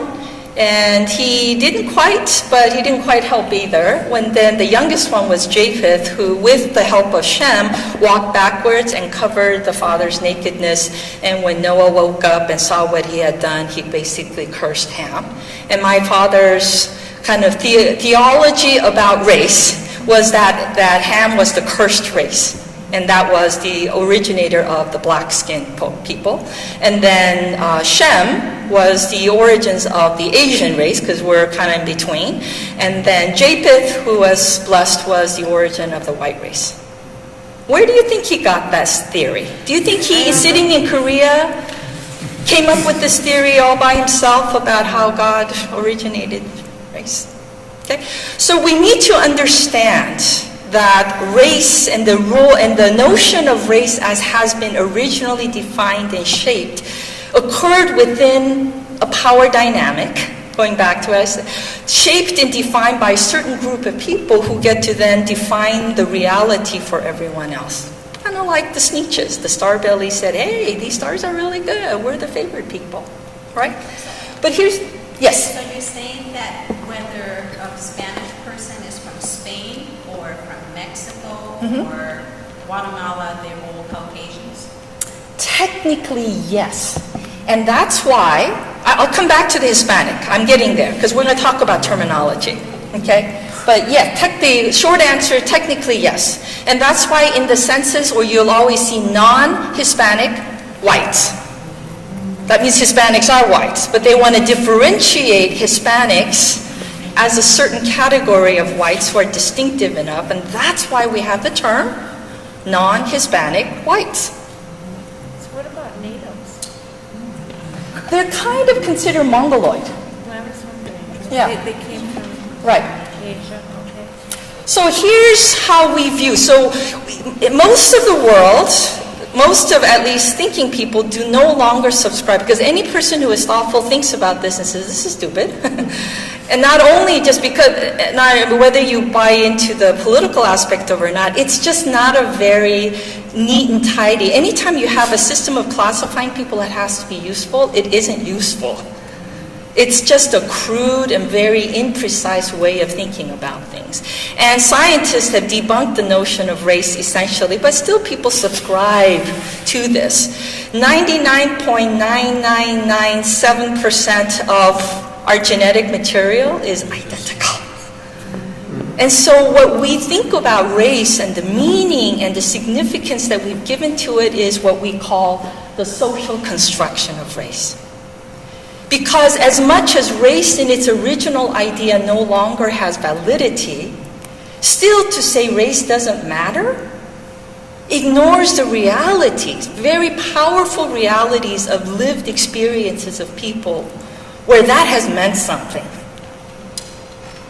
And it isn't just, I know a scholar friend of mine who was visiting, or actually lives in this lovely suburban community of Claremont. It's a college town, and that's where I lived for 20 years. He just happened to knock on the wrong door. 5 police cars pulled up. Henry Louis Gates, one of the most renowned scholars, a professor, a fully endowed professor at Harvard University, had a very, very similar experience. One of my colleagues who, I live as a faculty master in one of these residential halls, and so he moved in early, before the students did, and he was trying to move in kind of in the evening when it was dark. Again, 5 different security people come. This is the reality of race in America. And until these cameras started rolling, so many of us in most of America went about just benignly just denying the salience of race and saying, oh, people are just over-exaggerating. It's only as we're seeing the realities of just skin color. Honestly, that's all it is. But it matters. And that's what social construction of race is talking about. It's saying not that there's any inherent meaning. We no longer subscribe to that. But still, we have given skin color tremendous meaning. And it matters quite a bit, especially if you happen to be not white. And so that's what we refer to now, because to do away with the salience of race is, again, just to say, oh, I don't want it to matter, but does it really not matter because you don't want it to matter? Or maybe people say it doesn't matter because what? It doesn't matter to them. Right? Okay. So, we've talked about racism, and so let's talk about terminology. This isn't just a matter of political correctness. I know there is some of that, but part of being culturally competent is being comfortable, knowing and understanding the nuances. So whether you believe in or whether you feel that way or not, we need to understand how these terms are used and how they are often misunderstood. So, first and foremost, people of color. Some people say, what is that? Well, that's one way of saying there's such a meaningful distinction between those who are white and non-white. It's a way of classifying and talking about it. It's mostly a social political idea. We don't really use it in any demographic way. But when you hear that, it's usually used as a way of kind of talking about that divide and the meaningfulness of difference along race. That is, those who are white and those who are not. All right? What about, how many of you, someone talked to me about someone who identifies as black. I think you already said that. And I think she already kind of explained what that means and why that's a term. Any of you identify as African American in your own self-label? What does that mean for you? And why do you pick that over, let's say, black? Or if you do? Or do you use both? I use both. Okay. How do you use each one, or what does it mean to you? Isn't it interesting that this is interesting? Yeah. I'm not being coy about this, right? It means something. It means, when I use it, or when I hear it, among my peers, it means I'm not of Caribbean descent. Ah. I'm not of African descent. Yes. So when Gerald said he's black, yes, in my mind I said, no, Gerald isn't black. He's black African. Yes. Because to be black means you're a descendant of slaves. Oh, it does. So black means 2 different things to 2 different people. No kidding. I never knew that. No, and I've been around a lot of black people. They like to call, most of the people I've been around like to call themselves black. Can I ask the whole, how many of you call yourselves black, those who are from Africa, those who are immigrants? How many of you who are immigrants, first generation, how many of you would refer and own the term black? Even before you go to black. You say African American? Kenyan American, yes. Okay. That's the part that's important, right? I think that's the part that we lead with is the part that's important. Yes. You said Kenyan, you prefer being called Kenyan. Sure. Yeah. So even before you come to black or anything, yes, it was very intriguing when I had people of color and I say, what do you mean? When I got here first, people of color, I say, what do you mean? So that's not color? And this is color? So it's like very unique to me. It was very good. And this is where, again, all of us come from places in which we're all understanding. So whether we like, at least having a common frame of reference and an understanding of what this is, right? It's a social political idea. So it's not that it has any kind of like, well, what is that? Whether it's by color or other people say, what? That's a strange division, like just white and then everyone who's not, right? But without being able to go into the detail, within the kind of ways, it's a social political idea that gets at the meaningfulness of that distinction. So it's used in that particular context. Right? But going back to this idea, so this is something that here, this is a very particular context. When I come to Minneapolis, I realize this is not LA. No, what's interesting is anyone who is not aware on the surface might think this is LA. But I know it's not LA because of this kind of conversation. Because in LA, it would be black. And most folks would be black or African American. And most folks wouldn't even have the kind of awareness that you're referring to, and that is of African, Kenyan American. Right? Most immigrants define themselves in terms of their ethnic origin first, and we call ourselves hyphenated Americans. Italian Americans, we're not the only ones that have done this. Italian Americans, Jewish Americans, Polish Americans, German Americans, and then at some point we drop the Polish, whatever have you, or bring it in later. Japanese Americans, they've stopped immigrating, so they're like 4th, 5th generation. And guess what? Now they go to talking about, I'm an American of Japanese ancestry. They don't even call themselves Asian Americans. Right? So this is part of our understanding and our awareness, is that people on the surface that we may think look alike actually identify very differently. In LA, we don't have a large visible African immigrant population, and so we're not attuned to those differences in the way that you are here in the Twin Cities. Absolutely. But particularly to your point, and to the lady in the burgundy, historically, African Americans, Black Americans who identify exactly in the way that you did. Origins. And so it's a social, and many of them say, well, I don't even want to call myself African American because unlike Kenyan American, so far removed from that experience that to even refer to it as a cultural context, it's kind of meaningless. And so they would just rather identify with the race because that's been the salience of their experience. The basis of their experience in America is no longer about culture, as immigrant African Americans are, but it's really been about race. And that remains salient. And so they focus on that as the basis of identity. But yes? I can say that when I was growing up, and I don't know if my fellow Black people will agree with me, but in the 80s and 90s, African American, that term was another way of calling blacks by a political standpoint without being derogatory. Exactly. So exactly. A white person or someone of a different ethnicity would have said, oh, that black person, that would be a derogatory term, whereas African American was our original political term. Absolutely. Which still stands to this day, although I would call myself Black. If someone else said that, it would be kind of wishy-washy. Right. I don't know. Do you guys agree or not?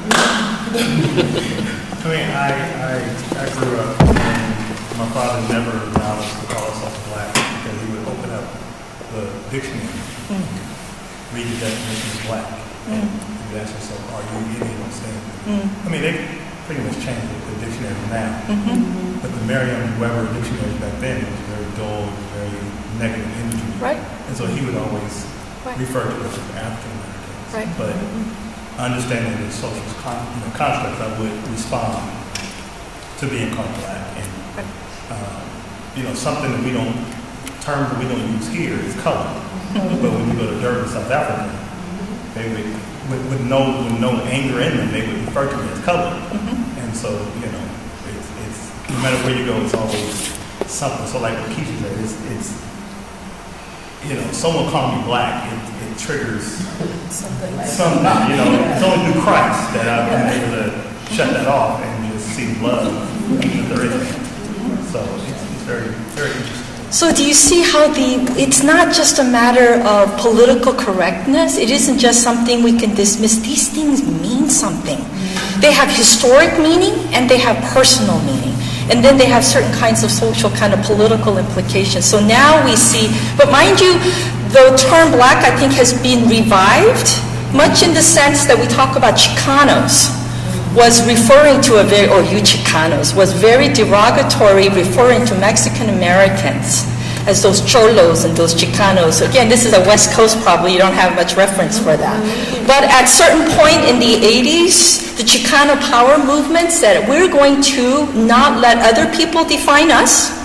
We are going to take that term and we're going to own it, and we're going to own it as a form of social empowerment. So that's where Chicano studies, Chicano power movement came in to contest this kind of denigration that was done based on that term. So there's that kind of interplay happening all the time. And I think that's where the term black and African American, now if you look demographically, it's equally used. Right? But yes? And maybe I'm opening a new can of worms here, but what happens more now, like for my kids, like Bruce and Helen's kids that are more mixed, and if you now see more of that coming? Oh my goodness. So you know? So how would our kids identify themselves when they come in from two different cultures? So I think this is what many of us hope and believe is the best antidote to racism in America, in the way that other countries have become so mixed race. That race no longer becomes any kind of meaningful designation. I will tell you that is the reality. That the fastest growing demographic category, and the census, in the last couple of censuses, they actually added this category of mixed race to capture this rapidly growing group of people. And on a college campus, oh my goodness, it's just a rainbow spectrum of mixed race individuals. Absolutely. When they ask, are you Caucasian, Hispanic, Right, and they have to choose. Yes. Right. Did they just choose one? Well, that's part of, again, that's their own self-designation though. Right, but now at least with census, there is that category where they can pick mixed race. Yeah, and some schools that are not, they will allow them to check multiple boxes so that they don't have to, yeah. Okay, so for Asian Americans, the term Asian American, Asian Pacific Islanders, but most Asian Americans do not refer to themselves as Asian Americans.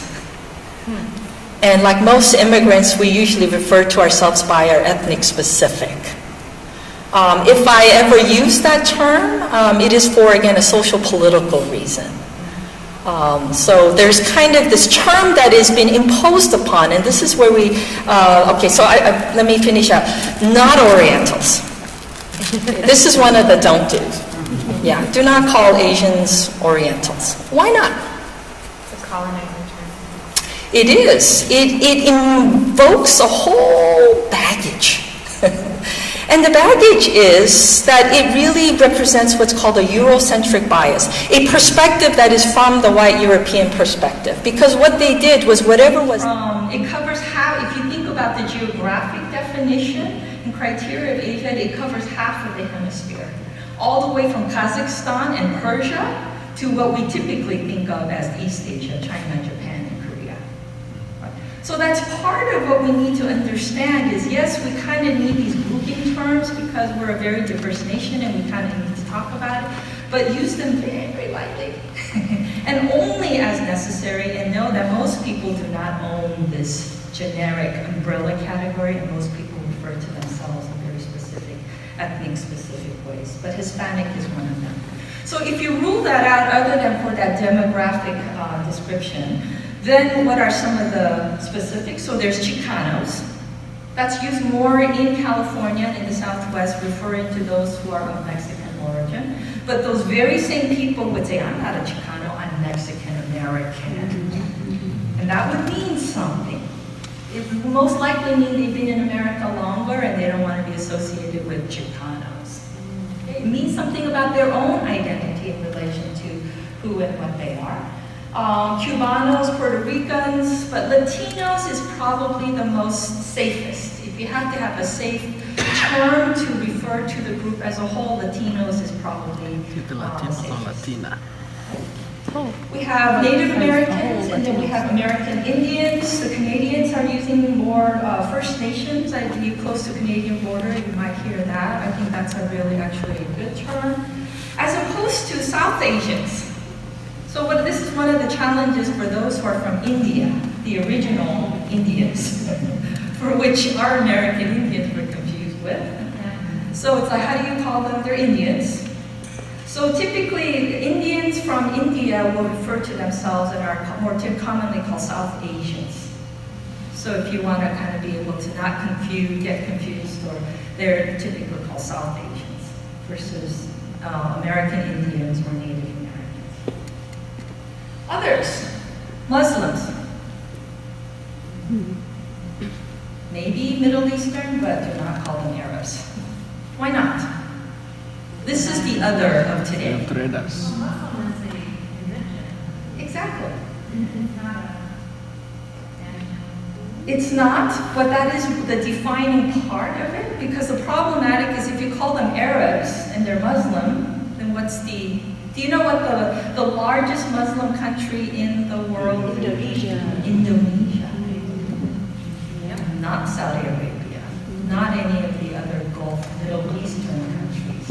And so what we typically mean in this context is to refer to a religion, but to call them Arabs, again, is to really not be accurate.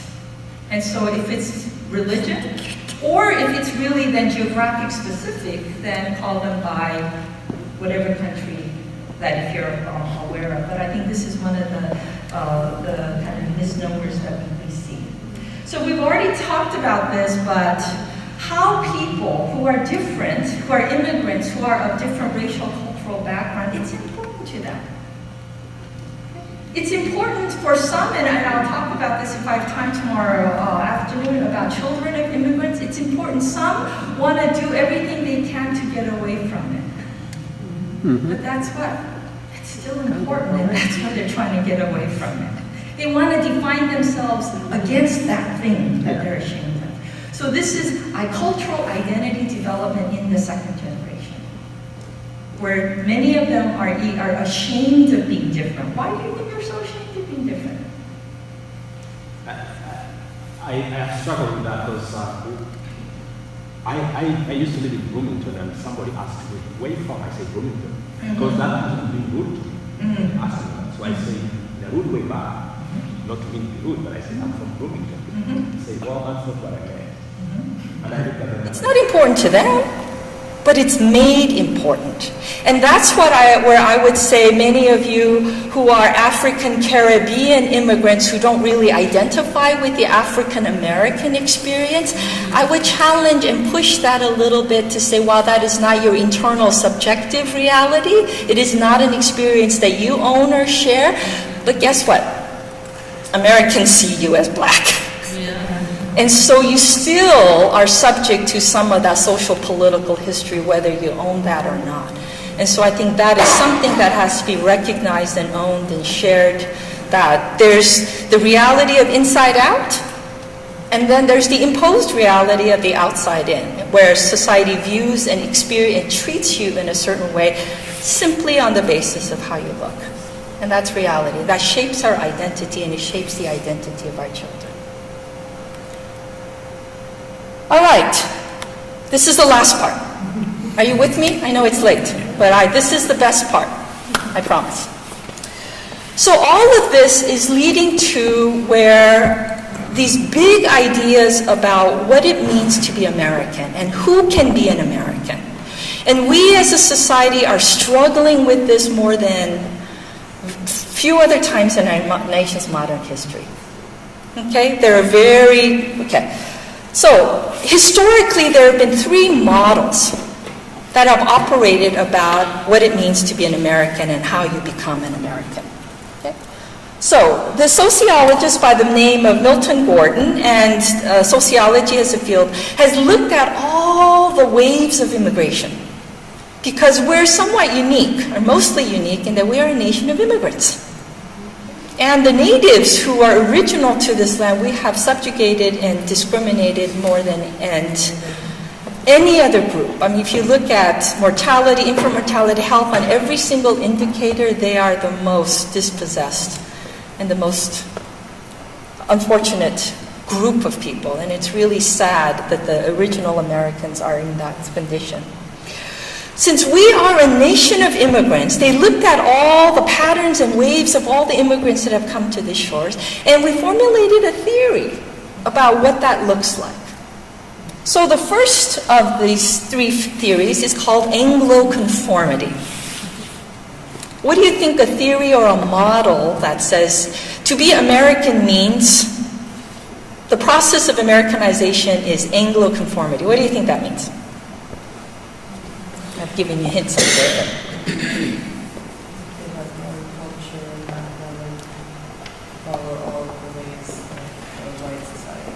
Yeah, so you come from somewhere, and wherever you come from, once you land here, what are you supposed to do in order to become an American?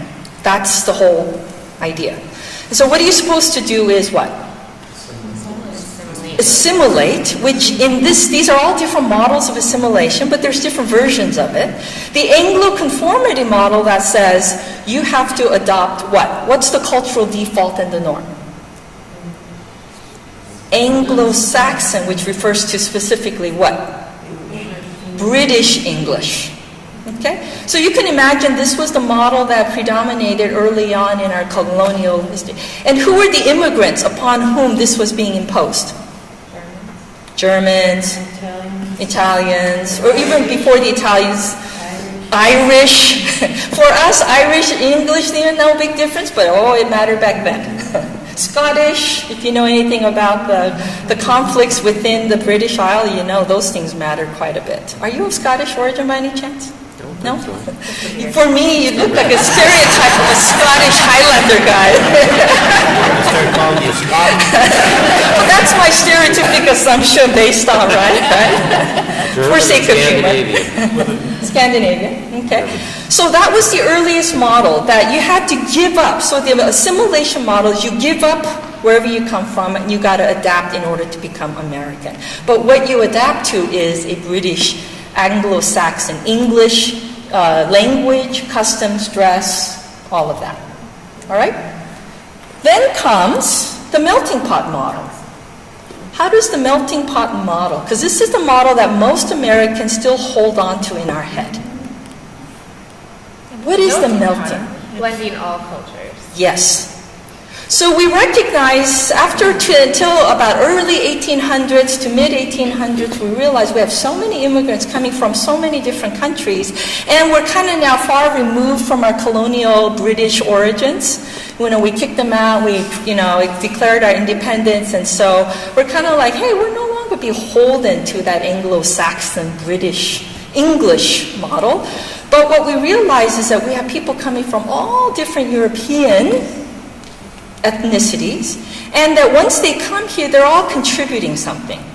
Apple pie, hot dogs. Food is the most neutral way that we think about this, right?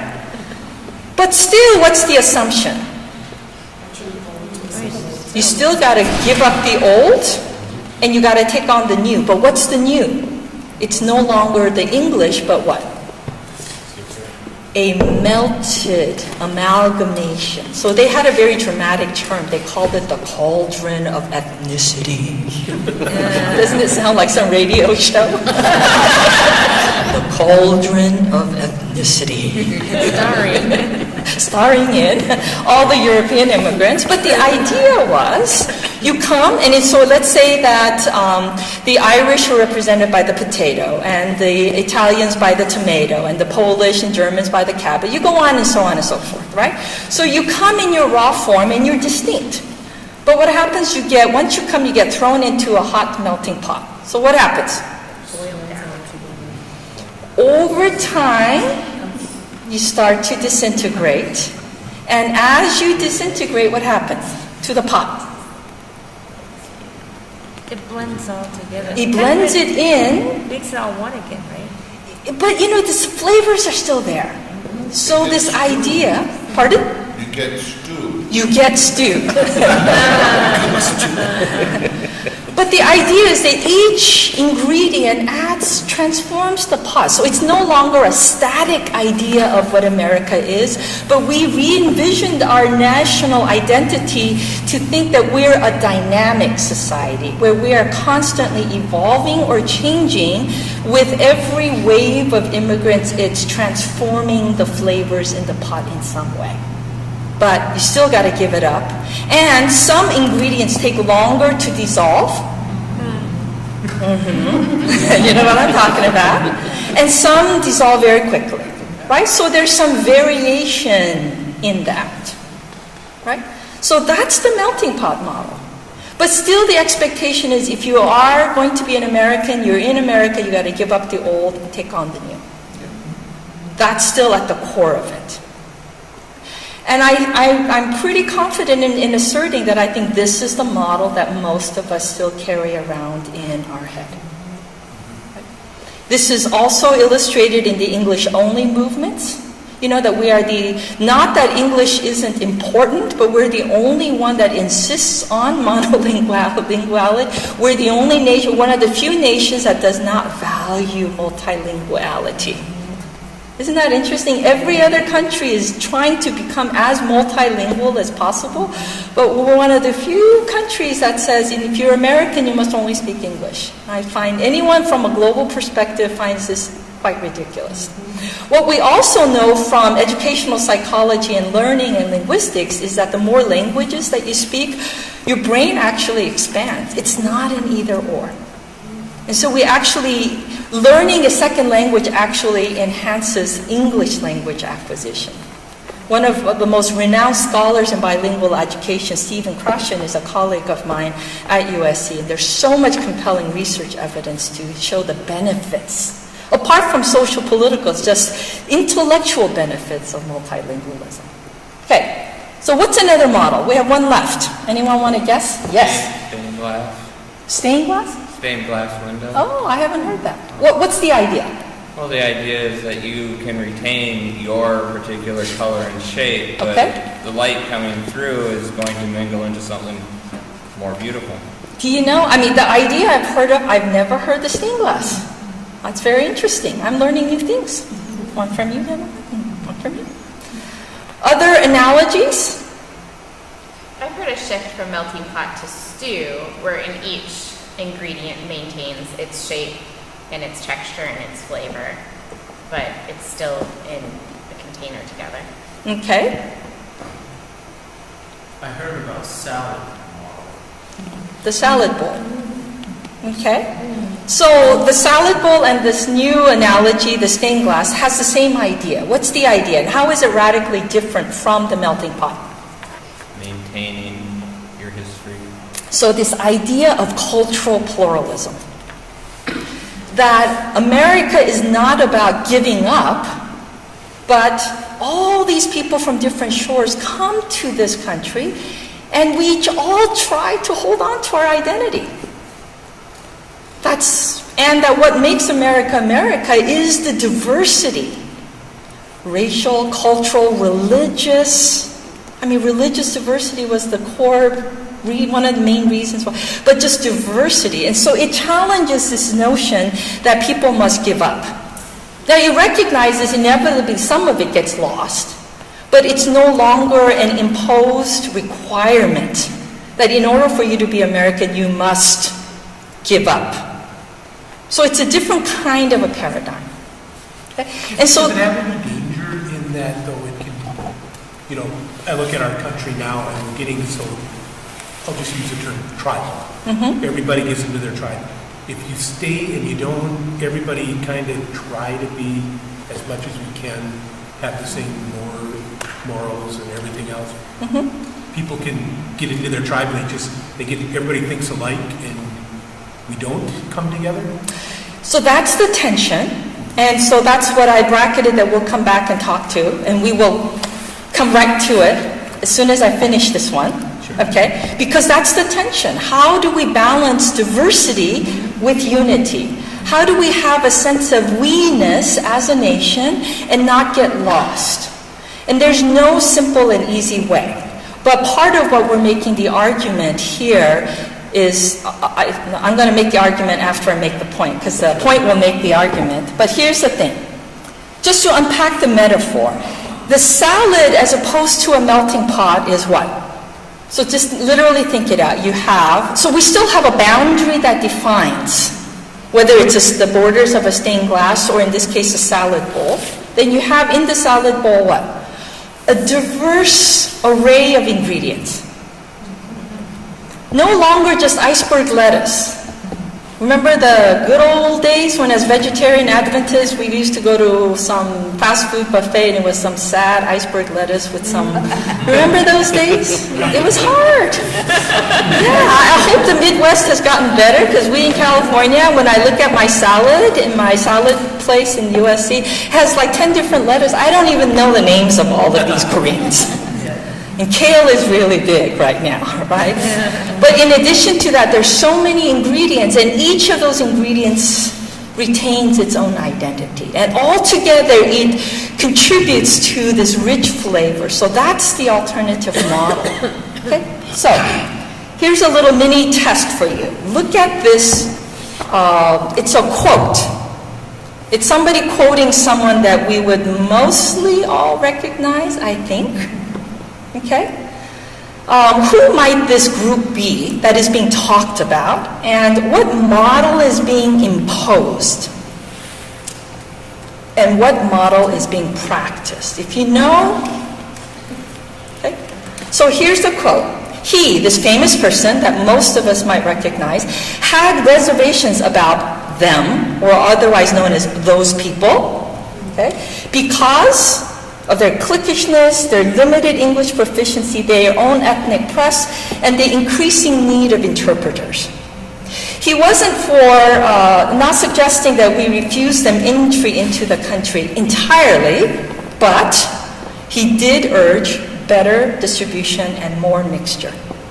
So, who's the he? Who are those people? What time period? What time period? 1800s. Really? Mark Twain and the Jews. Okay.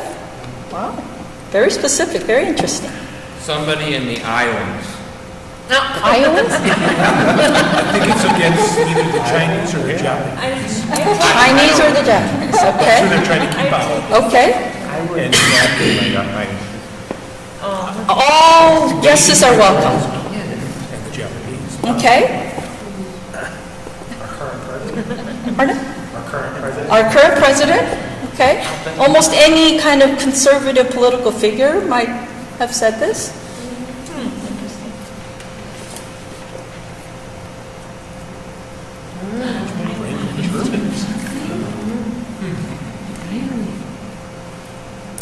Mr. Benjamin Franklin, which I think most of you might recognize as one of our founding forefathers, had misgivings about those pesky Germans.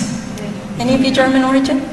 Yeah, he was complaining about you, those people. Those people. Why? You were being cliquish. Your ancestors were being cliquish. They were sticking to themselves. They had their own schools, they had their own churches, they had their own ethnic presses. They were not what? Mingling. They were not melting too well into the big cauldron of ethnicity. They were keeping themselves apart, refusing to assimilate, holding on to their culture and language with all that they had. And so Benjamin Franklin was saying, they're not too bad, but they really need to, if they're going to be Americans, they need to get their act together and they need to mingle better. So what does this have to say to us today? What's the implication of this? That it's been around for a long time. The more things change, the more they remain the same. No, there you go. And we have all been those people. We have all been singled out for wanting to hold on. So this is my sort of answer to, And so we need to have a broader perspective that for better or for worse, this is who we are as a nation. We have always struggled with it. Sometimes we've done better, sometimes not. But this is who we are. It is both our greatest asset. It is what makes America great. It has always been. It is our people, our immigration, people who have come to these shores searching for a better life. Why would anybody leave their country of origin to go clear across to another continent, to be a perfect stranger, to be discriminated, to go through all of that? Why would anyone do that? What attracts people to America, what is in the heart, is a dream for a better life. That is the universal human experience. And the extent to which people are willing to make sacrifices to do that. But once they come here, it doesn't mean they're going to be like, okay, I'm done with that old country. Now, some people have. Some people are like, no, this is so much better, I'm just going to forget everything. But it comes at a cost.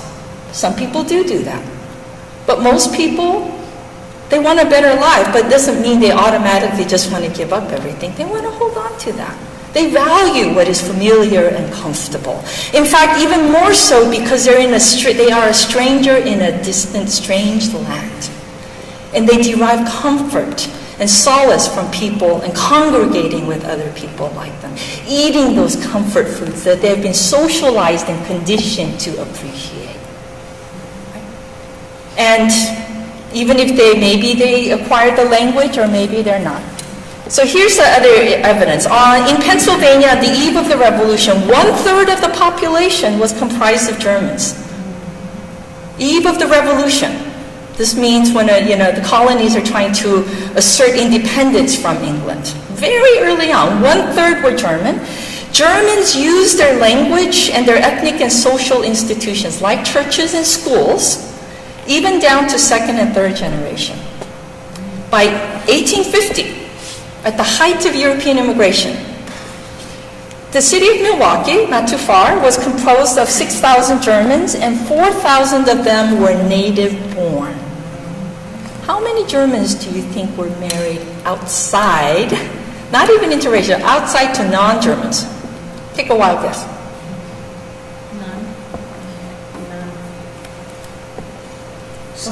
Six.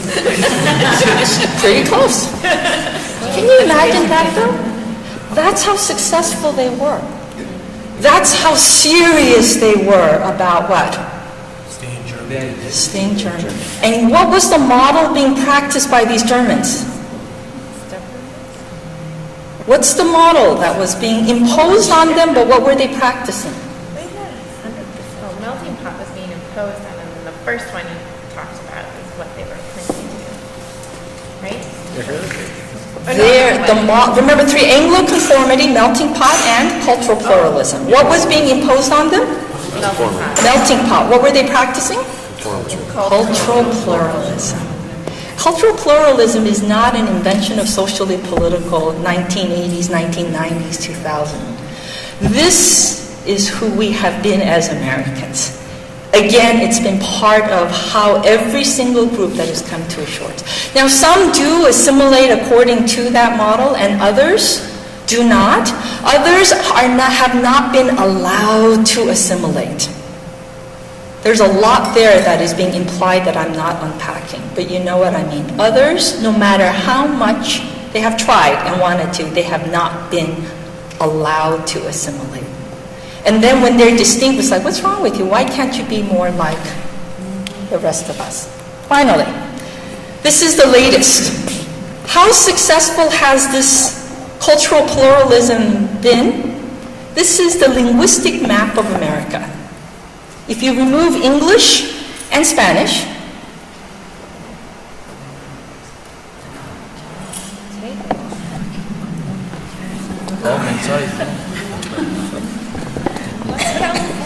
Tagalog. Tagalog is a dialect of Philippine. The Philippines. Do you see how many states are German? We're talking about almost 2020. That's because we're stubborn. And so we think again that assimilation model, surely by now those pesky Germans have fully assimilated.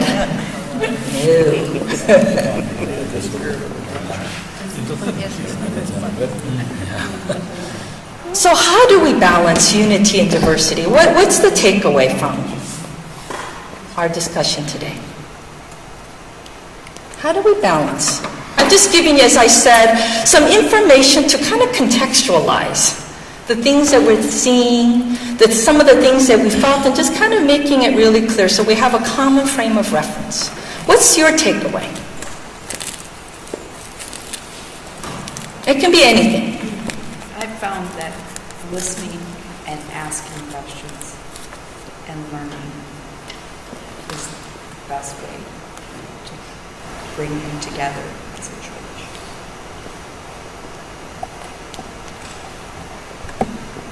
What exactly are you asking? I'm sorry. Can you repeat the question? We're going to get to what we should do and what we can do. Right now, I just want to hear from, I put a lot of stuff at you.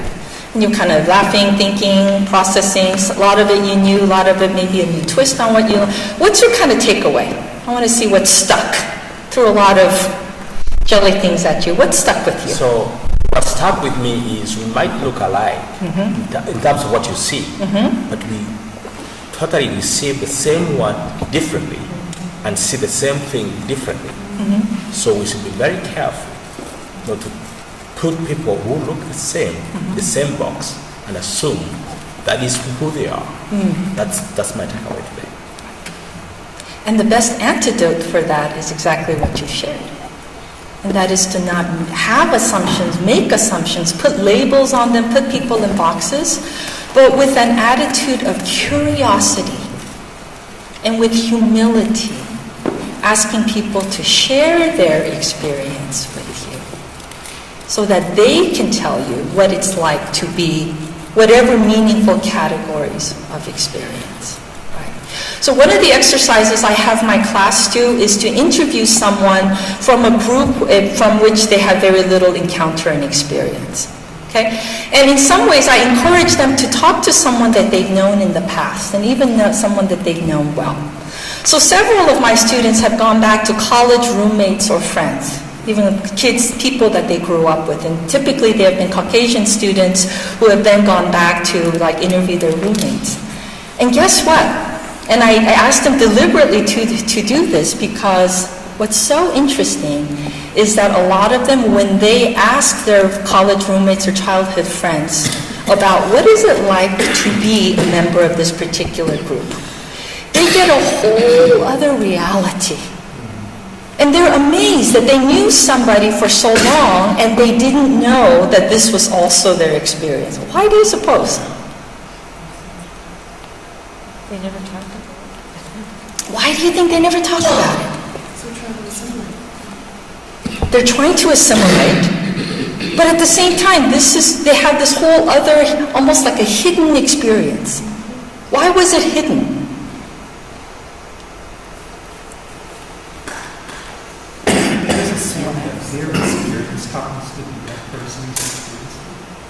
So this goes back to our majority-minority kind of context. There's two things going on, and I'll tell you with a very brief illustration. So my husband and I went to one of our high school son's golf team banquet, and my son's school is a very kind of elite, private, all-boy Catholic school in LA. It's the oldest high school in Los Angeles. And even though it's supposed to be diverse, it's economically quite not. What's interesting is we got there earlier and we sat at a table and people started to coming. And what's interesting is who did, you can just say, oh, it's just coincidence. They were avoiding us. But eventually this one couple sat next to us. And what was so interesting, they were kind of a slightly younger than us Caucasian couple. They were so uncomfortable. They were so uncomfortable. And I just kind of thought, why? Why? Why do you think they were so uncomfortable? We were speaking perfect English. You look different. And it was just simply that they, whatever reason, growing up in Southern California, maybe they assumed all these things about us. And based on that, they were just uncomfortable. What do people tend to do when we're uncomfortable? We shut down? We avoid. Right? They couldn't avoid because there were no other empty seats. And so I just thought, I sat there and I was very sad thinking, I'm just a human being. Really, I won't bite. I'm not that different from you. But the other part of me felt, and this is where I'm coming back to what you were saying, what would I need to do? Because first I'm feeling their discomfort because they think I'm so different. Then I really do need to hide.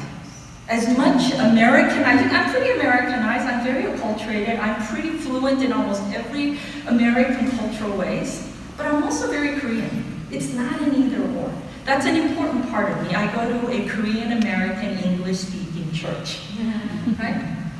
A lot of other kinds of things. But in order for me, I can't just be who I am in the ways that I am in order for me to make this white couple who is so uncomfortable with diversity feel comfortable. What do I have to do? Pretend I'm white.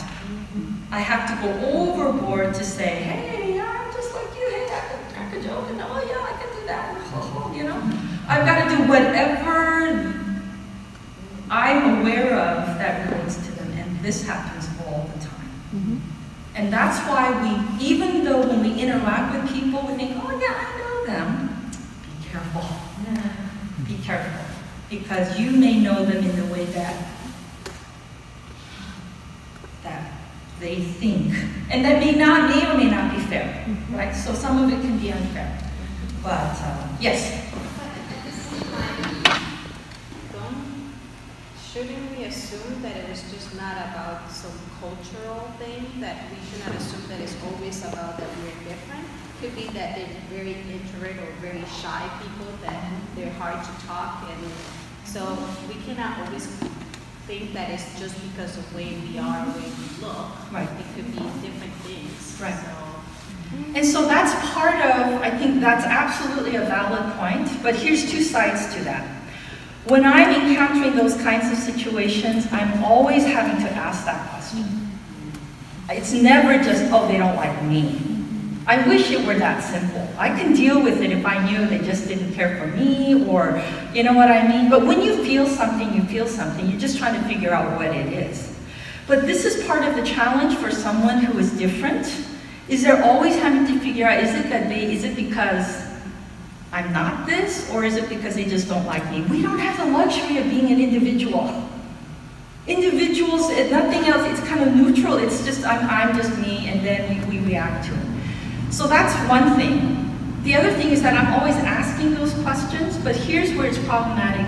When people of color, and I'm using that term, when people of color share experiences like that, they are always interrogated exactly in that way.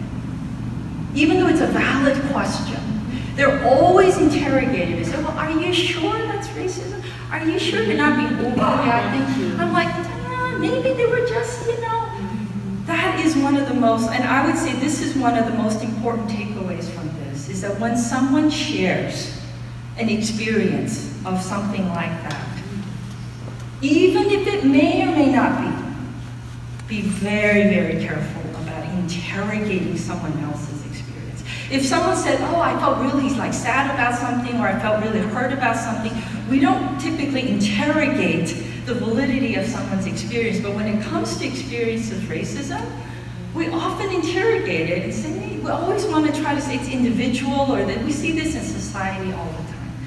Mind you, this is minefield because there are people who overuse that. Absolutely. And I see that too, and it's very hard to find that balance. But I would rather err on the side of, I will take what you say at face value, because the history and the context and the powerfulness of that reality is so overwhelming that in terms of what's more likely and probable, it's far more likely that it was reality than subjectivity. Yeah. But that in and of itself is one of the most harmful and one of the most alienating kinds of experiences for people of color when they actually finally have the courage to say, this is my experience, and then people interrogate them and question the validity of it and then say that it's imagined. You had lots of comments to say. Did you want to add anything other than? No, I'm just agreeing with you that it's so true because it's really my experience. What I feel is my personal experience. And we all live in such. So what's to say that the person who's saying it, but that didn't happen, who's to say their perspective is any more valid? Because it's one subjective versus another. I realize that it is late, and we are going to this, but here's, and I wish, we'll try to, hopefully, we'll talk with Pastors Sean and see, but this is such an important conversation, and we want to get to the answers and the solutions, and we will get there, but I want to make sure we're not too much in a rush to get there. But basically, here's some summarizing points. Unity in the church does not come from minimizing or ignoring differences. Insisting that people give up their culture to embrace some generic. There is no such thing as a generic, neutral version of Christianity. Everyone's version of Christianity is expressed through some cultural lens. That doesn't mean we can't agree on universal aspects. I'm not suggesting we get lost in a sea of relativism, not at all. But the core tenets of our faith are few and simple. Most of what we think is absolutes are really cultural. And I really appreciate what you said. That is so much of what we say about Adventism, is so much of it's cultural. It really is, but we make it an absolute. And then we use that as a way of hitting people over the head. And we insist that in order for them to be Christian, they have to take on all this Adventism, right? And so that's, again, a very difficult kind of balance. Unity in the church does come from being agreed on those fundamentals of faith. And we know what they are. And as long as we keep our eyes on that, I think that will help guide us. Promoting unity, these are principles. We'll talk about concrete examples and strategies. But right now we're talking about ideas and principles, recognizing differences among us. That's one of the most important things we can do to make ourselves an affirming. And I think you're well on your way doing that. Clearly, the fact that you're here, and that you're engaged in this, and that you've said so in what you say. We recognize the diversity, but it isn't enough to just superficially recognize it. We really need to accept it, and we need to embrace those differences, and know that that's hard. It really is hard. We need to create a welcoming and inclusive space. And part of that is not engaging in statements that assume and presume a certain generic frame of reference, even if that is our frame of reference. And incorporating those elements and aspects so that it's visible and constant, so that when there's enough diversity in the church, and actually the magic number is about 15%, and maybe your church is already there. But once you have visible diversity, you're well on your way towards working towards a truly multi-ethnic and multi-cultural church. Not that that will be easy. And finally, I think we do need to talk about this balance. How do we celebrate and affirm our differences without having that overshadow? How do we do that? And one of the quick previews I will give you is that sometimes as much as that's important and unity is important, sometimes we're too quick and eager to go through the differences and say, yeah, but. And guess what? When people who really feel the importance of their culture experience and people kind of say, yeah, but what happens to those folks? How are they going to respond?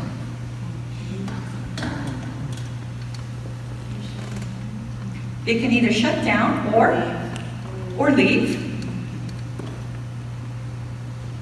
or start insisting more. And this is where I feel that the racial divide in America and any conversation around race and culture and differences where it really starts to break down, even among the most well-intended people, is like, let's get to the solution, let's get to the problem. And then we're too quickly moving in that, not really sitting and hearing with those stories enough to allow them. This is part of what it means to bear each other's burdens. Even if we're ready to move on, sometimes we just need to sit down. All right. Let me see. I guess I thought I had something else, but thank you so much.